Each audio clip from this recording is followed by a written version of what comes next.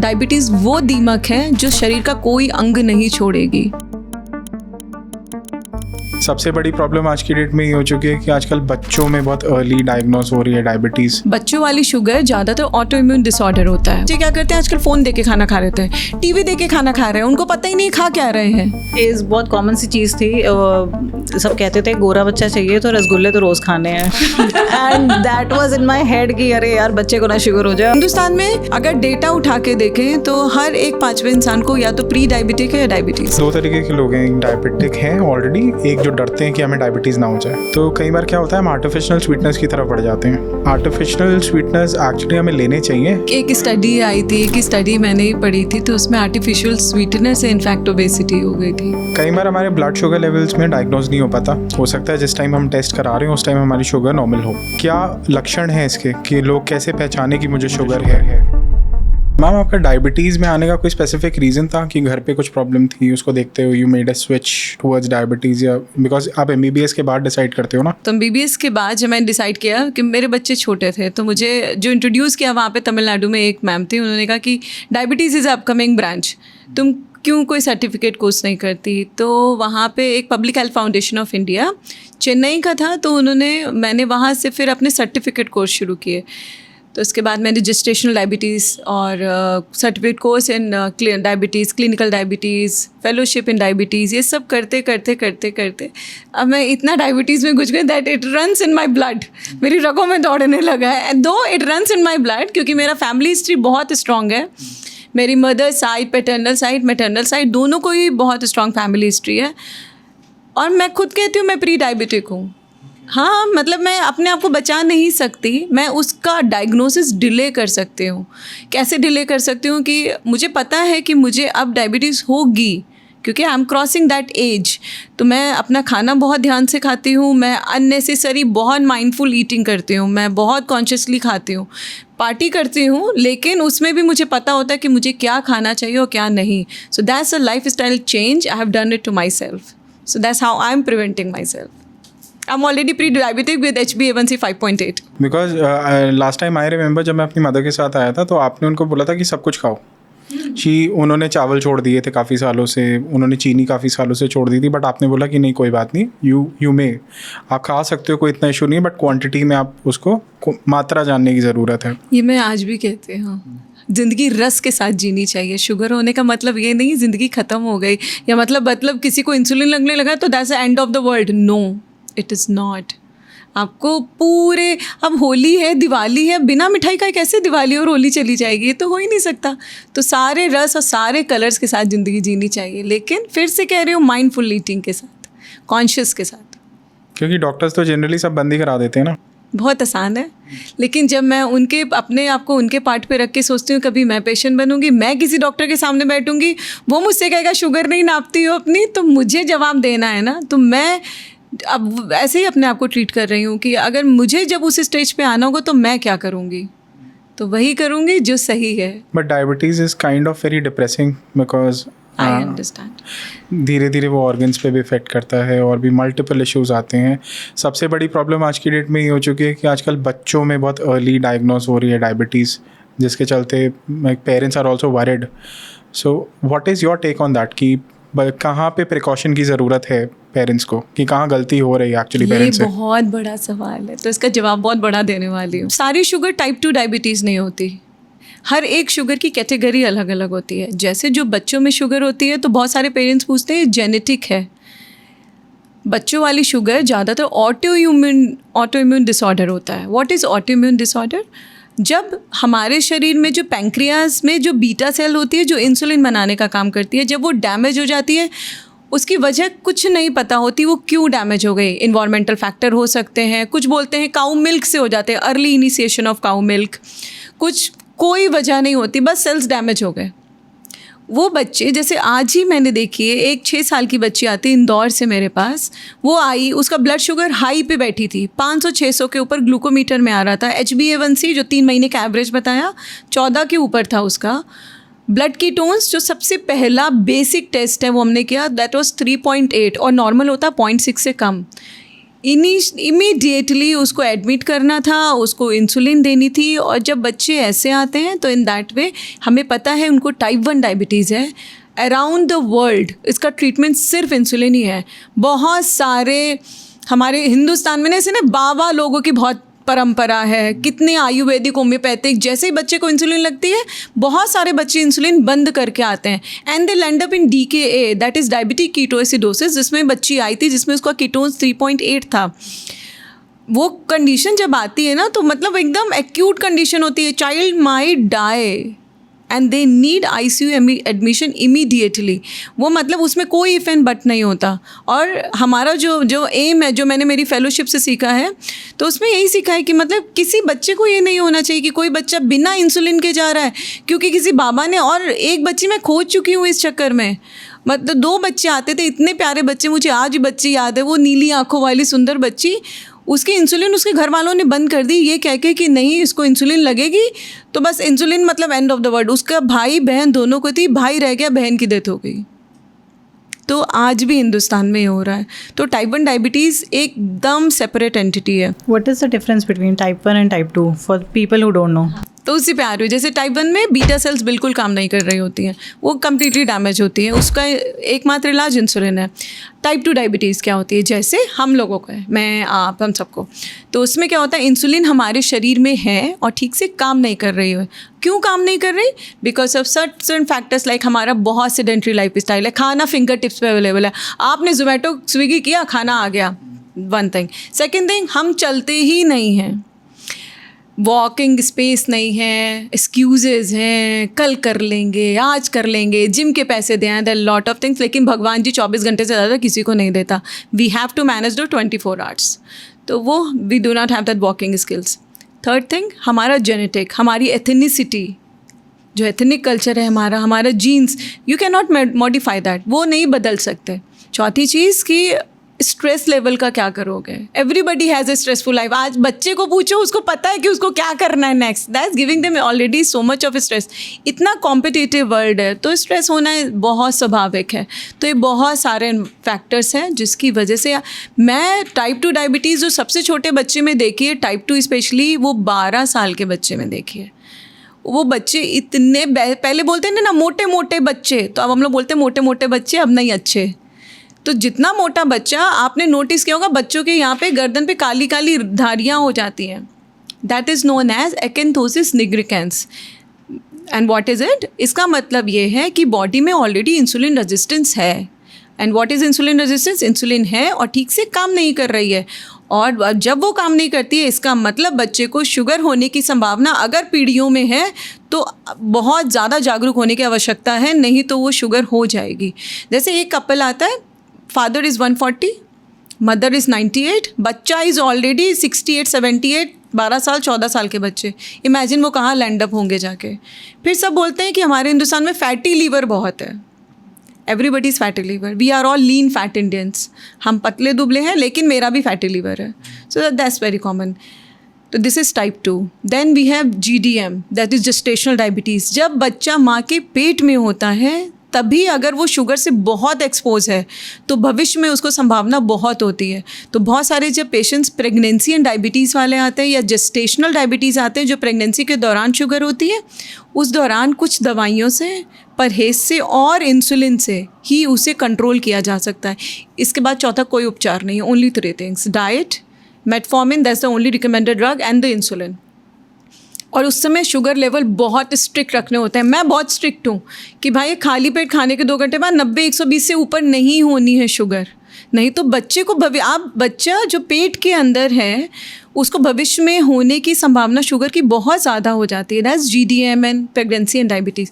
फिर कभी कभी कुछ दवाइयों से हो जाता है। कोविड में सुना होगा स्टेरॉइड बहुत दिए जा रहे थे, उससे शुगर बहुत तेज भागता है। Short term steroid is good, आप ले सकते हो, लेकिन जब ये लॉन्ग टर्म चलते हैं, जैसे कभी किसी को रूमेटॉइड आर्थराइटिस है, उसका ट्रीटमेंट ही स्टेरॉइड है, SLE है, ये अनदर ऑटोइम्यून डिसऑर्डर है, उसमें भी स्टेरॉइड चलता है, तो आप बच नहीं सकते, आपको स्टेरॉइड की वजह से शुगर हो जाती है। Pancreatitis, alcoholic induce pancreatitis, alcohol की वजह से पैंक्रियाज में सूजन आ जाती है, नेक्रोटाइजिंग पैंक्रेटाइटिस, नेक्रोसिस हो जाती है, पैंक्रियास काम करना बंद कर देता है। तो जो भी pancreas FCPD that is pancreas में छोटे छोटे स्टोन्स हो जाते हैं, उसकी वजह से शुगर हो जाती है। तो ये इतने सारे होते हैं। And there is something called LADA that is latent autoimmune diabetes in adults. जैसे टाइप 1 मैंने बताया, ऐसे ही कुछ बड़े लोग होते हैं जिनमें डायरेक्टली इंसुलिन लगती है। मतलब आज अभी मैंने 2 पेशेंट देखे हैं, 24 साल की लड़की है, दोनों ही 24 साल के हैं। मैं कोई भी दवाई दे रही हूँ, फैमिली हिस्ट्री है, कोई भी दवा रही हूँ, nothing is working on her, nothing. अब the only treatment is insulin. तो अगर आपका डॉक्टर बोल रहा है ना इंसुलिन के लिए, तो कोई वजह होगी। तो रैदर देन हम यही करते रहें कि हम ये ट्राई करें, वो डॉक्टर बदले, डॉक्टर शॉपिंग हमारे हिंदुस्तान में बहुत कॉमन है। ये समझ नहीं आ रहा है, छड्डो इसे, किसी और पे चलते हैं। किसी और पे जाना बहुत आसान है। लेकिन जब आप एक्सपर्ट के पास आते हो, वो सारे इन्वेस्टिगेशन ज़रूर कराते हैं, लेकिन they will tell you a conclusion. हम कॉन्क्लूड करते हैं कि नहीं ये है और आपको ऐसे करना है। क्यों करना है? डायबिटीज़ वो दीमक है जो शरीर का कोई अंग नहीं छोड़ेगी, कोई भी नहीं। आप बाल की बात करिए, आंखों में रेटिनोपैथी, दांतों में ओडेंटोपैथी, किडनी में नेफ्रोपैथी, पैरों में neuropathy, the lot of it involves every organ. Uncontrol रहेगी तो हार्ट अटैक, स्ट्रोक, पैरालिसिस, ये सारी संभावना बनी रहती है। तो वाई नॉट डे 1? जब आपको पता चल रहा है तभी से जागरूक हो जाइए ना। अपने डॉक्टर से पूछिए हम क्या बेस्ट कर सकते हैं, कैसे इसे कंट्रोल में रख सकते हैं और कैसे इसकी लगाम थाम के रख सकते हैं, बस। और कुछ नहीं करना है, लाइफ विल बी ईजी। मैंने आपको ये एड्रेस किया था इशू कि बचपन में जैसे बच्चों को बहुत जल्दी डायबिटीज़ हो रही है। आपने बताया कि प्रेगनेंसी के टाइम पे जैसे मदर्स जब मीठे का इंटेक बढ़ा देती हैं, उस टाइम माइंड नहीं करता, कोई कहता है अरे जो भी खाना है खाओ, कोई बात नहीं जो भी। और जब बच्चा पैदा हो जाता है उसके बाद भी आजकल बहुत अर्ली एज में वो लोग चॉकलेट्स वगैरह काफ़ी चीज़ें हैं, कैंडी से एक्सपोज हो जाते हैं। बट उसके नेगेटिव इम्पैक्ट्स कितने ज़्यादा हैं फ्यूचर में, ये पेरेंट्स को जानने की बहुत ज़रूरत है। सो मैं वही उसी पे आपका टेक जानना चाह रहा हूँ कि व्हाट शुड पेरेंट्स डू। जैसे बेबी बच्चे आते हैं, आजकल इतना महंगाई हो गई है तो एवरीबडी इज़ वर्किंग, सबको काम करना है। नहीं करेंगे तो घर कैसे चलेगा? They want a good life. मैं मानती हूँ पेरेंट्स इतना सेक्रीफाइस करके इतने टाइम ऑक्यूपाई रहते हैं वर्किंग आवर्स में, लेकिन वो बच्चा, मतलब ये भी मानती हूँ कि अगर हम नहीं करेंगे तो बच्चे को अच्छी लग्जरी लाइफ नहीं देंगे। लेकिन आप उसको टाइम नहीं देंगे। जैसे बच्चे क्या करते हैं आजकल, फ़ोन दे के खाना खा रहे हैं, टीवी दे के खाना खा रहे हैं, उनको पता ही नहीं खा क्या रहे हैं। ठीक है, तो यूजुअली एक मील, मैं यही कहूँगी सारे पेरेंट्स से कि एक मील वो अपने बच्चों के साथ 7 टेबल बैठ के खाएं, माइंडफुल खाएं कि भाई ये सैलेड खाना है, इससे ये होगा, ये करना है, इससे ये होगा, ऐसे खाना है। ओवर मत खिलाइए कि भाई आप, चलो बच्चे ने बोला कि आज रिवॉर्ड करते हैं, जैसे रिवॉर्डिंग सिस्टम होता है ना हमारे यहाँ, तो बाहर का खाना मंगा लेते हैं, ये कर लेते हैं। Stop doing it. मैदा बिल्कुल ख़राब है, बिल्कुल अच्छी। आपको पिज़्ज़ा बनाना है, आप घर पे अपने रोटी से या किसी और तरीके से कोई बेस बना के वैसे दे सकते हो।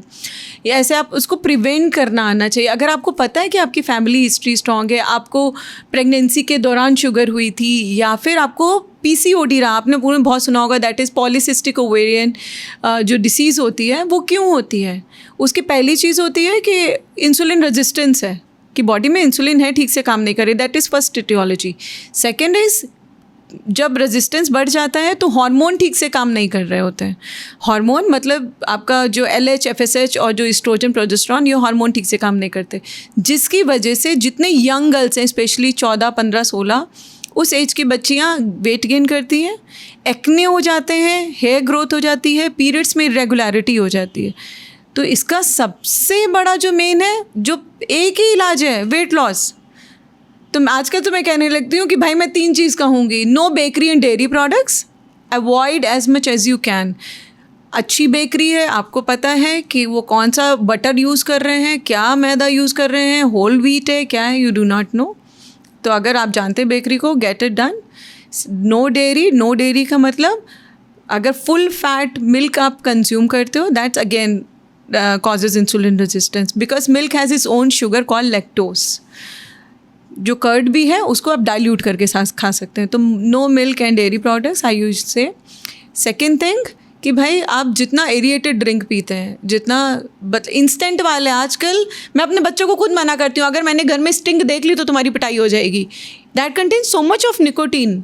आप बच्चों को एक्सपोज कर रहे हो जैसे जब मैं यूएस में थी तब वहाँ के जो डाइट कोक आती है, that's actually a diet Coke. उसका आप कंटेंट बिल्कुल भी नहीं है, एकदम ज़ीरो शुगर है। लेकिन जब तक वो हिंदुस्तान में आती है उसका प्रोडक्शन एकदम चेंज हो जाता है। सेरेलैक जो मिलता है that contains lot of sugar. जो यहाँ का सेरेलैक है, चॉकलेट्स आते हैं उसमें शुगर के अलावा कुछ होता ही नहीं है। पेप्सी, कोक, सब में आप उसको बंद करो कितना शुगर होता है। तो दैट अगेन कि प्यास लग रही है तो ये पी लो, क्यों पी लो? बटर मिल्क मिलता है, अमूल का मट्ठा मिलता है। मैं अमूल का मट्ठा प्रमोट नहीं कर रही हूँ, लेकिन आप बटर मिल्क पी सकते हैं। स्टॉप एरिएटेड ड्रिंक, ठीक है? आप एरिएटेड ड्रिंक मत लेना। No bakery and dairy products. And third thing, reduce your carbohydrate. We eat so much of carb rich diet कि रोटी नहीं खाई तो दिन नहीं ख़त्म हुआ। भाई उसने 2 रोटी भी नहीं खाई, उसने 1 रोटी नहीं खाई। It's not about roti all the time, it's about protein and fibres and moderate amount of fat also you can take. लेकिन प्रोटीन रिच डाइट नहीं है हमारा। हम लोग दाल भी ऐसे नहीं छुला के खाएंगे, सब्जी भी छुला दी कि हाँ ठीक है यही तो आलू है। ये नहीं, आलू के अलावा भी बहुत कुछ होता है जो बना सकते हैं।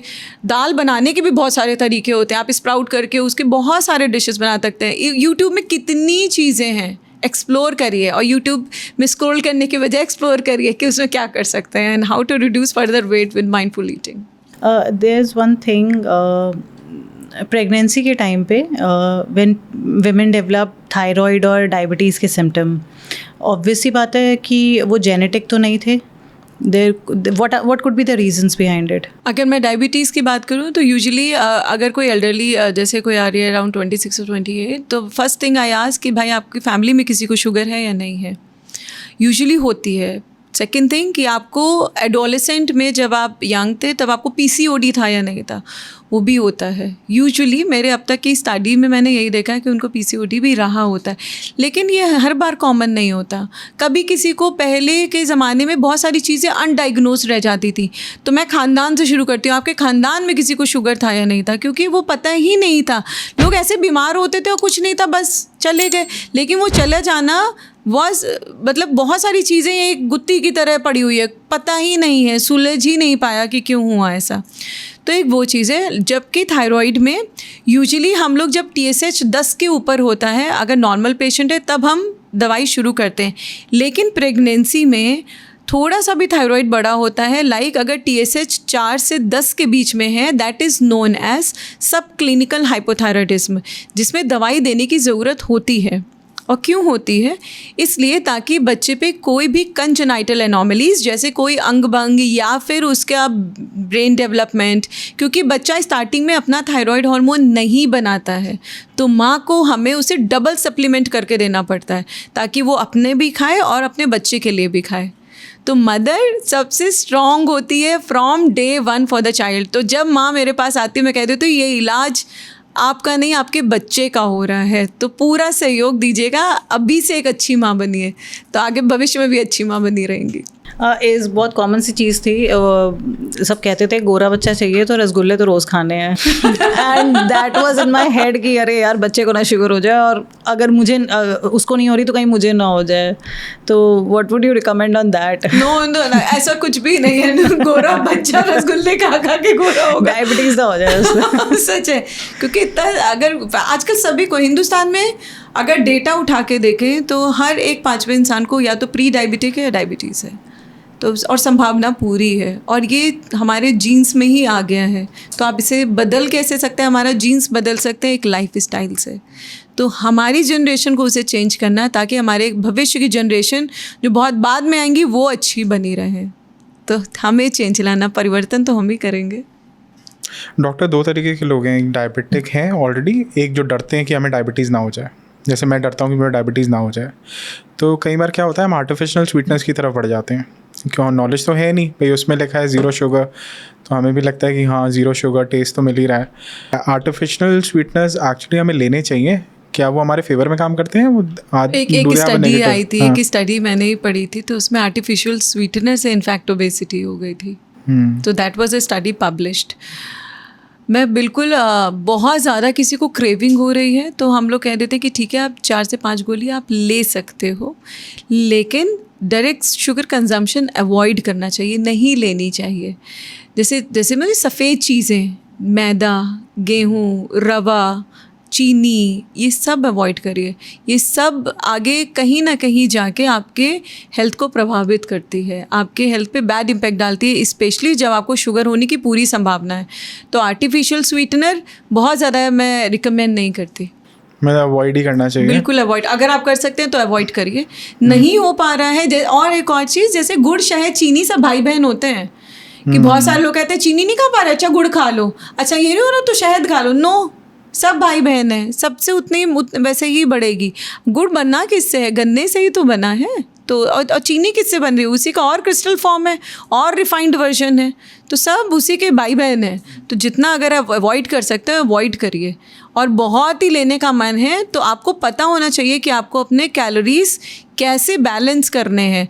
मैं बिल्कुल, जैसे मैंने कहा ज़िंदगी रस के साथ जियो, तो कैलोरी बैलेंस करना आना चाहिए। कैसे बैलेंस करेंगे? अगर आपको पता है आपने शाम को चाट खानी है, बेशक खा लीजिए, टिक्की खा लीजिए, उसमें मीठी चटनी मत डालिए आप, उसमें दही और खट्टी चटनी डाल लीजिए। गोलगप्पे खाने हैं तो ज़रूरी कि मीठी बताशे वाले खाने हैं, आपने गोलगप्पे खा लिए, लेकिन उसके बाद खाना मत खाओ, वो आपका पूरा खाना हो गया। वो छोटे छोटे 4 गोलगप्पे 4 पूड़ी के बराबर होते हैं, वो डीप फ्राइड होते हैं, प्लस उसमें बहुत सारा ऑयल ऑलरेडी कंटेनिंग होता है। तो हमें लगता है वो 4 कहाँ चले जाते हैं पता नहीं चलता, लेकिन वो आपकी कैलोरीज और शुगर बहुत तेज़ स्पाइक करते हैं। तो अवॉइड इट। अगर नहीं अवॉइड है, बहुत मन है, खा लीजिए, लेकिन उसके बाद उतना वॉक तो करिए, वो कैलोरीज जो कंज्यूम हो गई हैं वॉकिंग तो करके उसको बैलेंस करिए। नहीं तो ये कैलोरीज का इम्बैलेंस से ही आपका वेट गेन होता है। So that is the reason why the people have so much of insulin resistance, और ये सारी वजह है। और गेन होता रहता है, पता ही नहीं होता क्यों गेन हो रहा है। सॉरी, फॉलो क्वेश्चन है, आपने कहा था कि गुड़ से भी उतने ही चांसेस होते हैं क्योंकि उसमें भी शुगर कंटेंट, ऑब्वियसली वो भी तो चीनी है। तो क्या जो फ्रूट से हमें शुगर मिल रही है या बाकी दूसरे सोर्सेज जो हैं, नेचुरल सोर्सेज हैं, वो भी इक्विवेलेंट है? अब जैसे फ्रूट की अपनी शुगर होती है जिसे फ्रक्टोज कहते हैं, ठीक है। सारे फल अलग अलग होते हैं। तो जितने डायबिटीज़ के लोगों को मैं कहती हूँ कि आप कोई भी फल 100 से 120 ग्राम खा सकते हैं, लेकिन किसी किसी की सेब से भी बहुत तेज़ बढ़ती है शुगर। तो मैं उसके लिए यही सजेस्ट करती हूँ कि मॉनिटरिंग करिए। आपको शुगर नाप के देखनी है किस फल से बढ़ रही। किसी की सेब से नहीं बढ़ती, अमरूद से बढ़ती है, किसी की पपीते से नहीं बढ़ती। तो हर एक फल अलग अलग होता है। हर एक फल की जो आपकी बॉडी में वही फल कैसे रिएक्ट करेगा, मेरे में कैसे रिएक्ट करेगा, आई डू नॉट नो। तो मैं यूजुअली ये कहती हूँ कि अगर आपने 12 बजे कोई फ्रूट खाया है तो उसके 2 घंटे बाद चेक करिए कि आपका शुगर लेवल कितना है। फल खाने से आपके शुगर कितनी बढ़ोतरी हुई है, ये आपको मॉनिटरिंग से ही पता चलेगा। शुगर नापना बहुत ज़रूरी है। मेरी भी मत सुनिए, किसी की मत सुनिए। जो भी लोग बोलते हैं ना कि आयुर्वेदिक से सही हो जाएगी, मैं आयुर्वेदिक के खिलाफ नहीं हूँ ना, कोई भी डॉक्टर नहीं होता।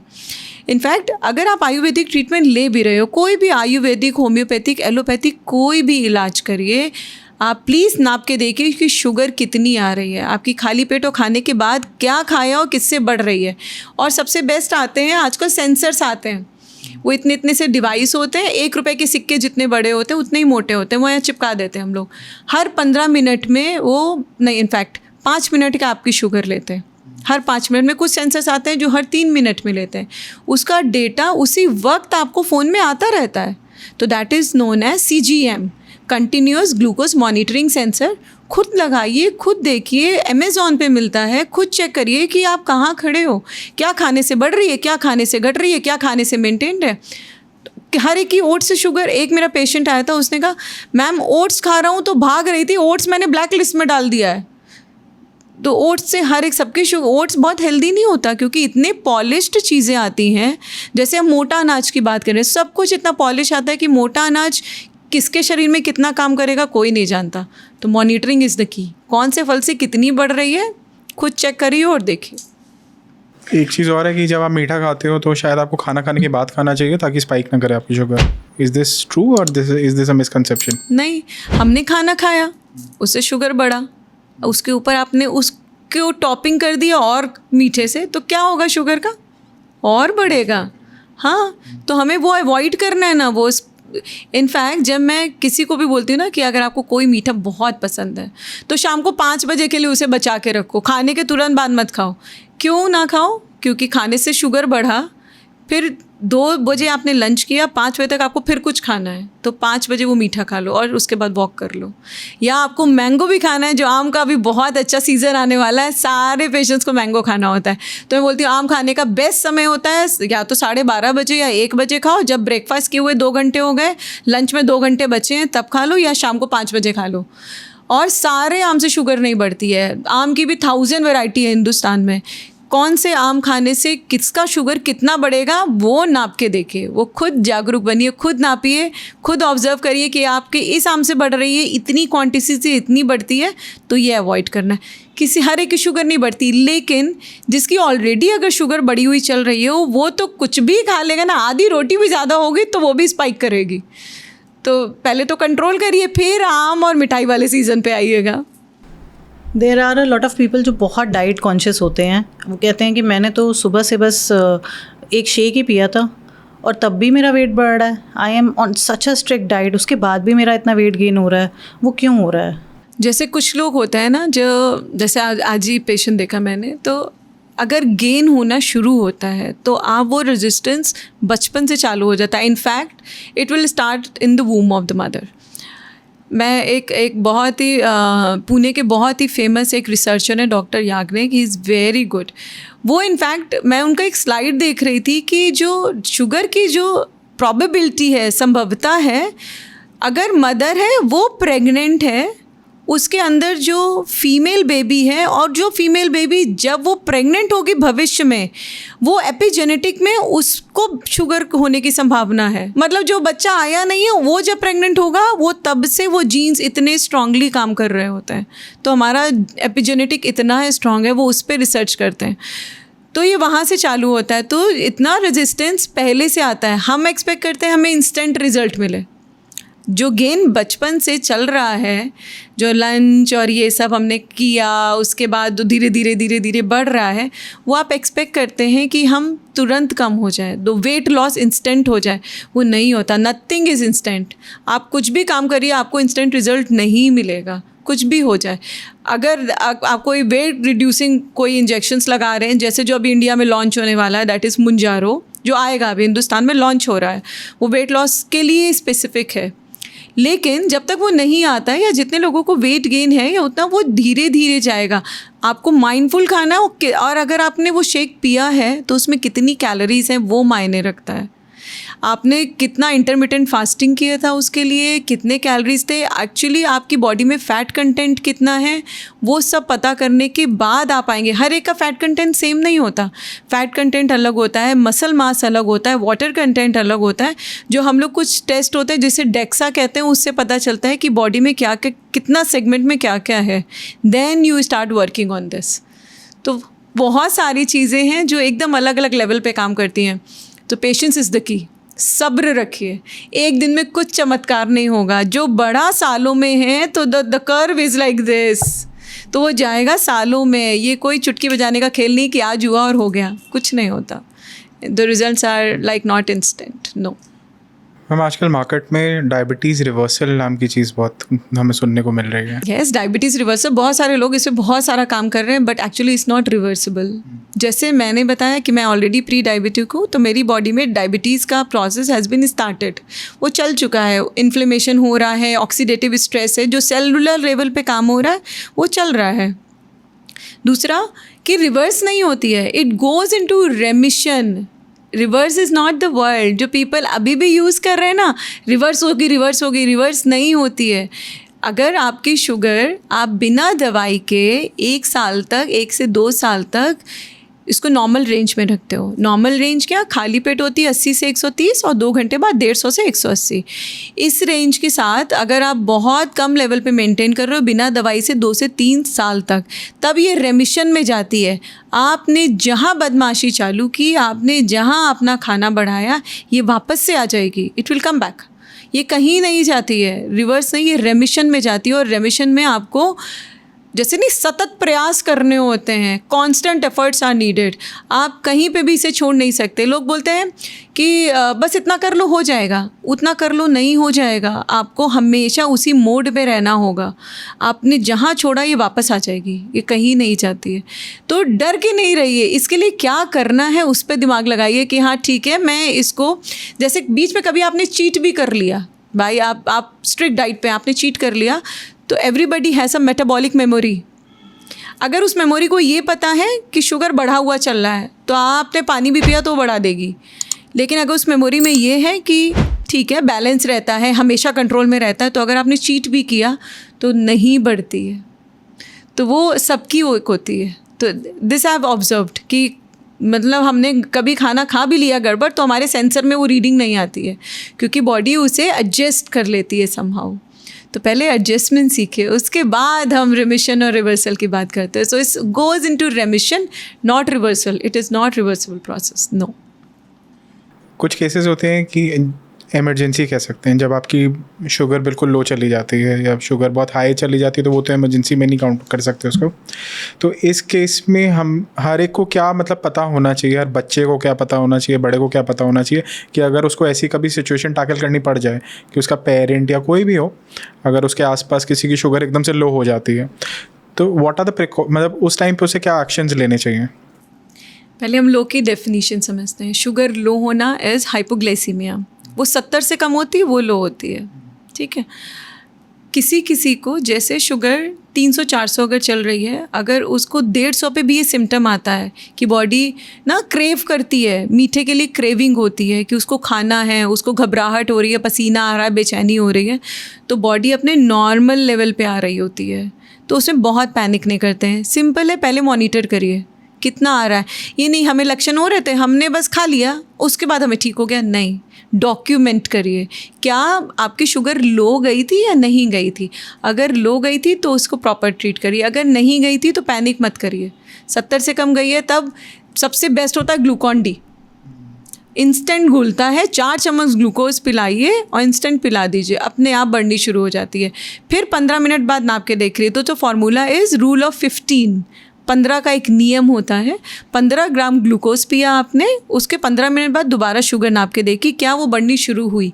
अगर नहीं हुई तो 15 ग्राम ग्लूकोज दोबारा दीजिए। अगर फिर भी बढ़ी नहीं शुरू हुई तब आप अपने नज़दीकी अस्पताल में 5% डेक्सट्रोज का इंजेक्शन लगता है, वो लगवा लीजिए। तो डेक्सट्रोज से इंस्टेंट शुगर बढ़ने लगती है, ठीक है। फिर अपने डॉक्टर से ज़रूर मिलिए, उसको बताइए कि क्यों लो हुई। क्या आपने इंसुलिन लगा ली या दवाई खा ली, खाना नहीं खाया, आपने उस दिन ज़्यादा वर्कआउट कर लिया, क्यों हर एक का क्यों जानना बहुत ज़रूरी है। आपने जितना यूजुअल मील खाते हैं उससे कम खाया, या आपने खाना खाने के तुरंत बाद आपने बहुत ज़्यादा वर्कआउट कर लिया, काम बहुत ज़्यादा हो गया, स्ट्रेस नहीं लिया। तो बहुत सारे फैक्टर्स होते हैं शुगर लो होने के। तो पैनिक मत करिए, उसको पहले ट्रीट कर लीजिए, फिर अपने डॉक्टर से मिलिए या क्यों पता लगाइए और फिर उसको प्रॉपरली एड्रेस करिए कि ये क्यों ऐसा हुआ और क्या करना है। और जिनकी बड़ी रहती हो, अगर 150 पे भी आ रही है ना, तो उसमें पैनिक मत करिए। जैसे उनको एक मट्ठा पिला दीजिए, एक सेब दे दीजिए खाने के लिए, तो बॉडी अपने आप धीरे धीरे उससे एडजस्ट हो जाएगी। लेकिन 150 के आसपास लो नहीं होती है, वो बस बॉडी सिम्टम देती है क्योंकि वो नॉर्मल लेवल पे आ रही होती है।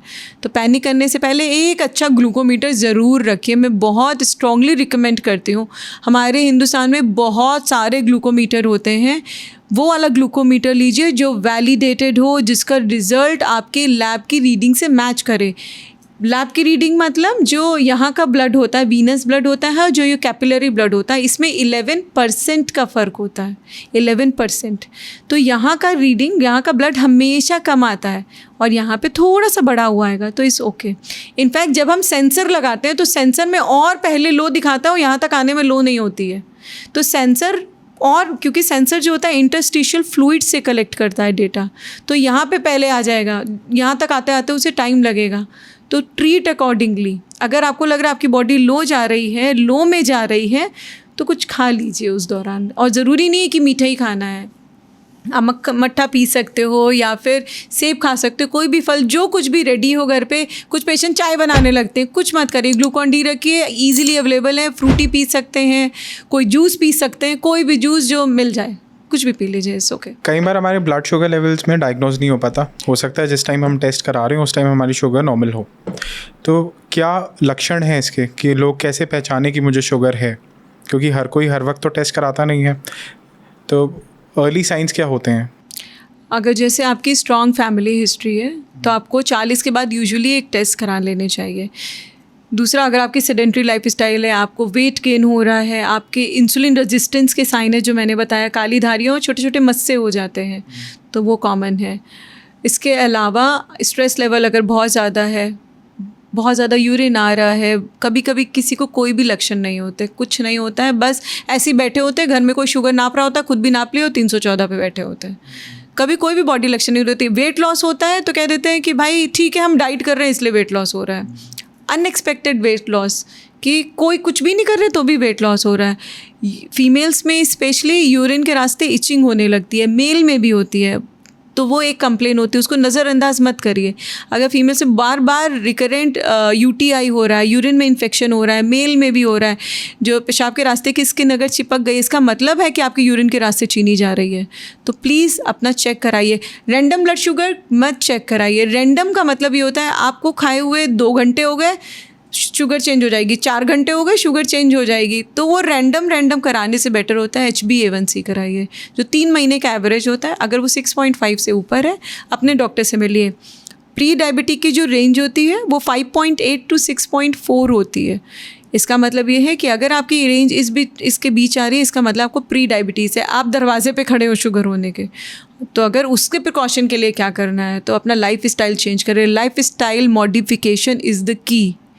लाइफ स्टाइल चेंज करिए, सारी समस्याओं का समाधान हो जाएगा, सब कुछ। और जिस समस्या का समाधान नहीं है छोड़ दीजिए, जाने दीजिए, उस पर दिमाग मत लगाइए, क्यों ही स्ट्रेस रखना है। हाई ब्लड प्रेशर का डायबिटीज़ से क्या रिलेशन है?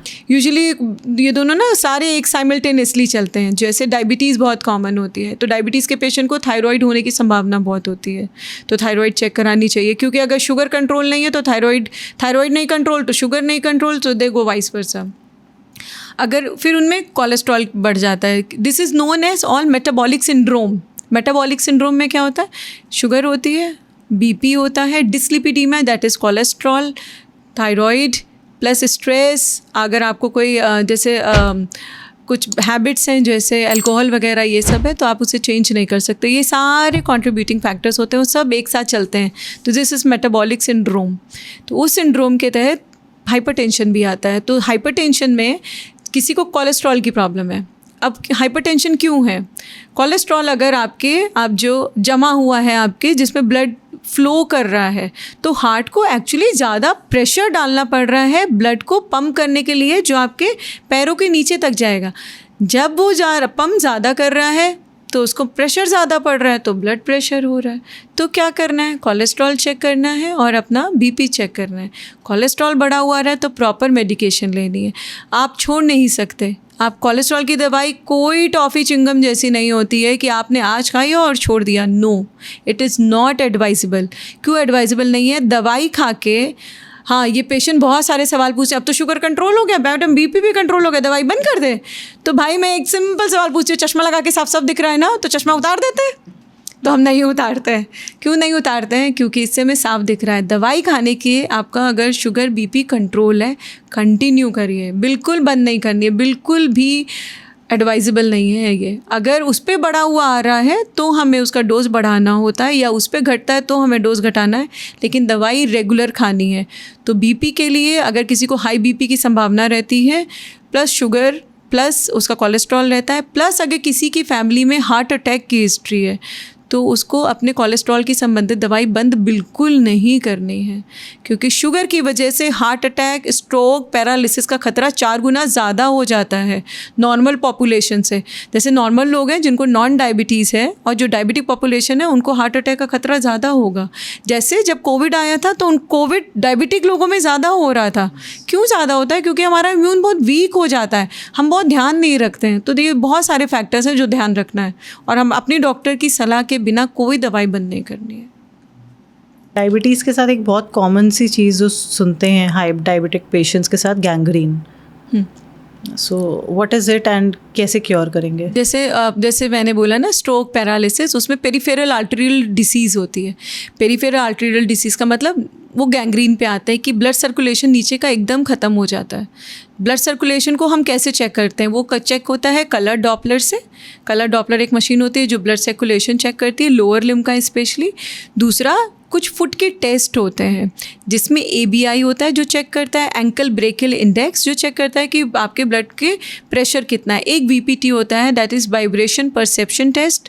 वो ये चेक करता है कि आपके पैरों में शुगर की वजह से कोई दिक्कत तो नहीं है या नसों पे शुगर का कोई असर तो नहीं है। फुटप्रिंट, फुट टेम्परेचर, ये बहुत सारे अलग अलग टेस्ट होते हैं जो सब इसी के लिए कहते हैं। इसीलिए पैरों का ध्यान बहुत स्पेशली रखना पड़ता है क्योंकि पेरिफेरल आर्टेरियल डिसीज़ एक कॉमन फैक्टर है। जैसे हार्ट है, हार्ट को बहुत ध्यान रखना होता है, ऐसे पैरों का भी बहुत ध्यान रखना है। प्लस पुरुषों में क्या होता है, erectile dysfunction is very common. Erectile dysfunction में सबसे पहले इन्वॉल्वमेंट माइक्रो वेसल्स का होता है। ब्लड सर्कुलेशन जो मेल का पार्ट होता है जेनाइटिलिया, वहाँ तक पहुँच नहीं पाता, तो सबसे पहले उस पार्ट पे वो अटैक करती है। तो अगर माइक्रो वेसल्स में किसी को ब्लॉकेज होना शुरू हो गया और किसी को सेक्सुअल प्रॉब्लम आ रही है, उसके बाद धीरे धीरे वो हार्ट तक पहुँचती है। तो अगर आप यहाँ पे ट्रीट कर रहे हो तो हार्ट तक बच सकते हो। तो वो बहुत, उसको नज़रअंदाज मत करिए, उसको छोड़िए मत, शर्माइए मत, बात करिए, टॉक अबाउट इट कि भाई yes I am suffering with this, how to go ahead with this. तो उसके बारे में डिस्कशन नहीं होगा तब तक नहीं होगा। तो इसलिए पैरों की जांच करना बहुत ज़रूरी है। मेरे बहुत सारे पेशेंट आते हैं, वो कहते हैं पैर की चप्पल उतर जाती, पता नहीं चलता, चप्पल कितनी खो गई है एहसास नहीं है, पैरों में चूहा काट गया नहीं पता। अब स्पेशली जब सर्दियाँ आती है तो आग सेक लेते हैं, हीटर के सामने बैठ जाते हैं, गर्म पानी डाल देते हैं और पैरों में जब तक छाले आ जाते हैं, जब तक पता चलता है तब तक पैर एकदम चला गया होता है। तो उसको डायबिटिक फुट कहते हैं। तो उसमें अगर उसको नज़रअंदाज करते हैं तो पैर एकदम मतलब कटने वाली स्थिति में आ जाता है। तो हमारे हिंदुस्तान में amputation is very common because of diabetes. पैर बहुत ज़्यादा गवाए लोगों ने, और मतलब उंगलियां तो बहुत कॉमन है। अपने आप गल भी जाती हैं, जो आपने बोला ना गैंग्रीन हो जाता है, अपने आप गल के निकल जाती हैं क्योंकि वहाँ तक ब्लड सर्कुलेशन होता ही नहीं है। और ये सब मिसमैनेजमेंट से होता है डायबिटीज़ के। तो जितनी जागरूक रहेंगे, उतने समझदार रहेंगे, उतना आप अपना ध्यान रख पाएंगे। बिकॉज जब गैंग्रीन के बाद जब somebody has lost a finger or toe, तो उसके बाद एक डिप्रेशन वाली चीज़ आती है कि shit I am not able to get out of this now and I am ending, अब वो एंड आ रहा है पास में। So what would you advice on that? जैसे शुगर जो है बहुत क्रॉनिक डिसऑर्डर है, बहुत क्रॉनिक है, बहुत लंबा चलता है। मतलब एक बार डायग्नोज हो गया ना तो अब तो लगता है मैं पेशेंट से खुद ही कह देती हूँ, मेरी शक्ल आपने ना हर 2-3 महीने में देखनी पड़ेगी, तो मुझे टॉलरेट करने की आदत डाल लो। लेकिन अगर आपने अपना लाइफ स्टाइल चेंज कर लिया, आपने अपना ध्यान रखना शुरू कर दिया, क्योंकि शुगर की वजह से डिप्रेशन बहुत कॉमन है, अवसाद बहुत होता है, बहुत एंग्जाइटी, चिड़चिड़ापन।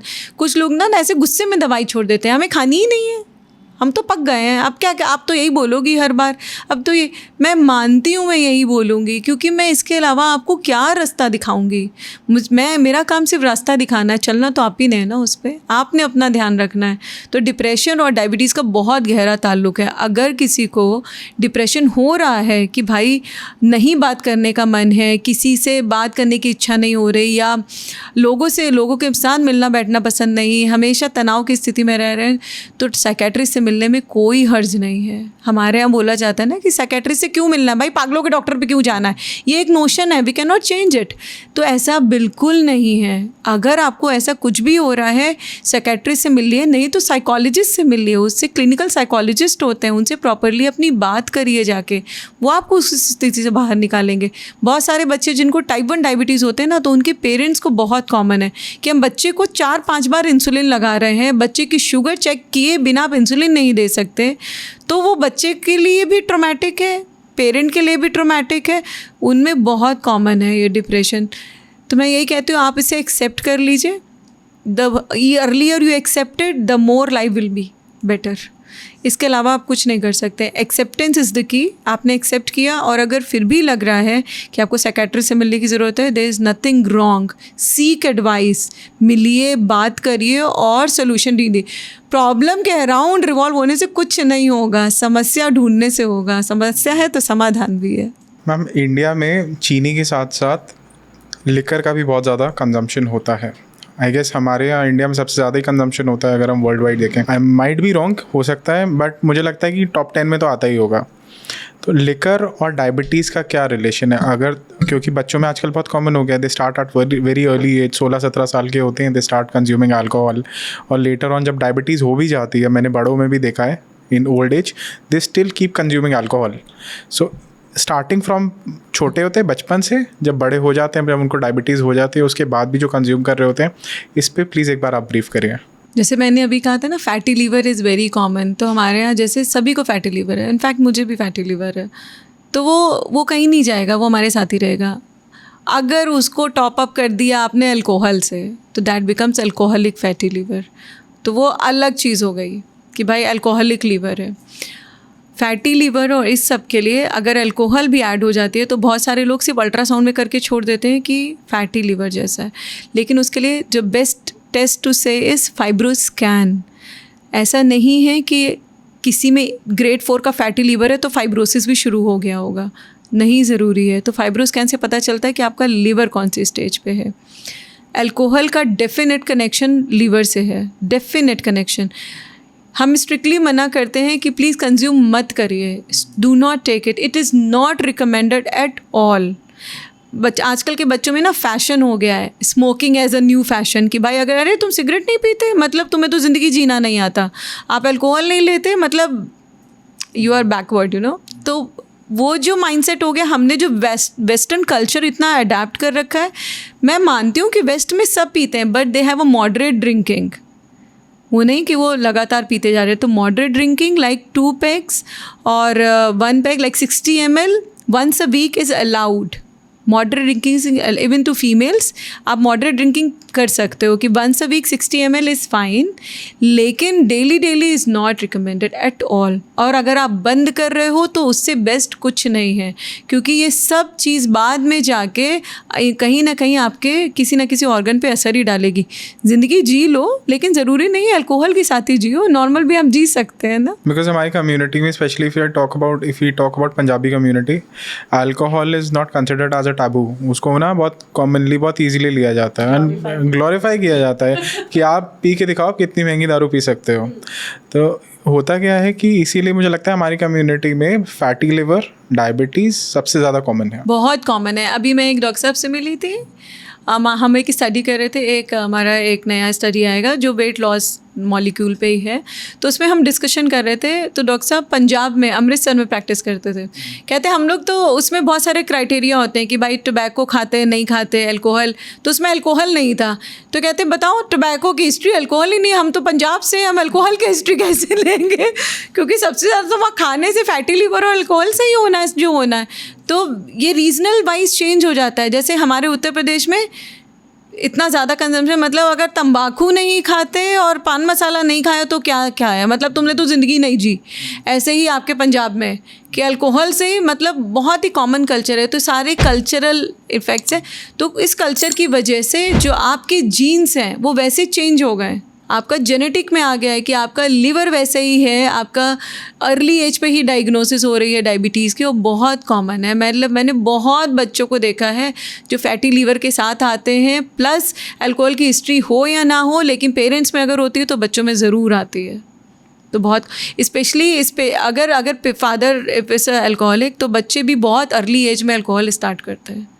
तो ये भी स्टडी है कि उसमें बहुत ज़्यादा प्रॉबिलिटी होती है उनके अल्कोहल और स्मोकिंग के आने की. अच्छा, बहुत कॉमनली सुनते हैं ना कि साउथ इंडिया की डाइट बहुत अच्छी है. So as you have already lived there, तो आप कैसे कंपेयर करोगे? क्या वो सच में अच्छा खा रहे हैं? वहाँ डायबिटीज़ और ओबेसिटी के केसेस नहीं होते हैं. साउथ इंडिया में सबसे ज़्यादा प्रिवलेंस है डायबिटीज़ का, सबसे ज़्यादा केसेस पाए जाते हैं. क्यों पाए जाते हैं? I tell you. हम लोग क्या मानते हैं कि इडली डोसा बहुत लाइट खाना है ना, बहुत लाइट है, इससे लाइट तो कुछ होता ही नहीं. हमने तो ब्रेकफास्ट बना लिया उसे. हाँ, I will tell you how. How it is not light. मैंने खुद ने सेंसर लगा के देखा है, जिस दिन मैंने इडली डोसा खाया है मेरा शुगर 190 तक पहुंचा है। क्यों पहुंचा है? इडली का जो बैटर बनता है, जो घोल बनता है, वो दाल और चावल से बनता है, ठीक है। आपने उसको ओवरनाइट फर्मेंट होने के लिए रखा। जब वो फर्मेंट हो जाता है तो वो जो कॉम्प्लेक्स कार्बोहाइड्रेट दाल चावल वाला है, उसमें प्रोटीन भी है, चावल भी है, वो ब्रेक हो जाता है सिंपल कार्बोहाइड्रेट में। ऊपर से आपने उसको टॉपअप कर दिया इनो से, और फ्लफ़ी बनेगी, वो और ब्रेक हो गया। तो आपने देखा होगा कि आप जब भी साउथ इंडियन खाओगे आप बहुत जल्दी उसे डाइजेस्ट कर जाते हो, क्योंकि वो सिंपल कार्बोहाइड्रेट में पेट चेंज हो जाता है और बहुत इजीली डाइजेस्ट होता है और बहुत तेज़ शुगर बढ़ाता है। और कोकोनट की चटनी बनती है और पीनट की चटनी बनती है, दैट इज़ इट। तो वो सब ऐसे ही होता है। तो साउथ इंडिया में prevalence of diabetes is very high. South India में एक दूसरी एंटिटी भी है डायबिटीज़ की, that is FCPD, fibrocalcification of diabetes and pancreatitis, बहुत कॉमन है, वो भी बहुत कॉमन एंटिटी है। तीसरी चीज़, वहाँ पे तीसरा कल्चर जो है कि राइस बहुत खाते हैं। हमारे यहाँ मिथ है कि राइस, हमने तो चावल बंद कर दिया है। रोटी और चावल दोनों भाई बहन हैं, क्योंकि दोनों ही कार्बोहाइड्रेट हैं।